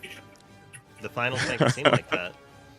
Right? We're definitely going to try to do some more events, at least outside of the ICL or like other branches of the ICL that might not be fully streamed or possibly will. Everything's up in the discussion. So many people want to play, and there's very limited space. Even more people want to cast, and there's still limited space. So we're trying to grow as much as we can, but still maintain the ability to keep giving a great show for everyone and a fantastic experience. So hopefully from myself and Rod and the rest of the ICL team, we all hope you had a great time. And Is it this or isn't there? I don't know whether this Gen Z's doing this. Is it? What happened to I this? don't know. There's so many ways to do hearts. I've I never might seen this accidentally be doing a before. gang sign. You never seen this one? Seems sus. They used to do this in Korea all the time. This one. It's K-pop. Finger They hearts. used to, and they still do Yeah, it's like a little. it. I'm doing this one.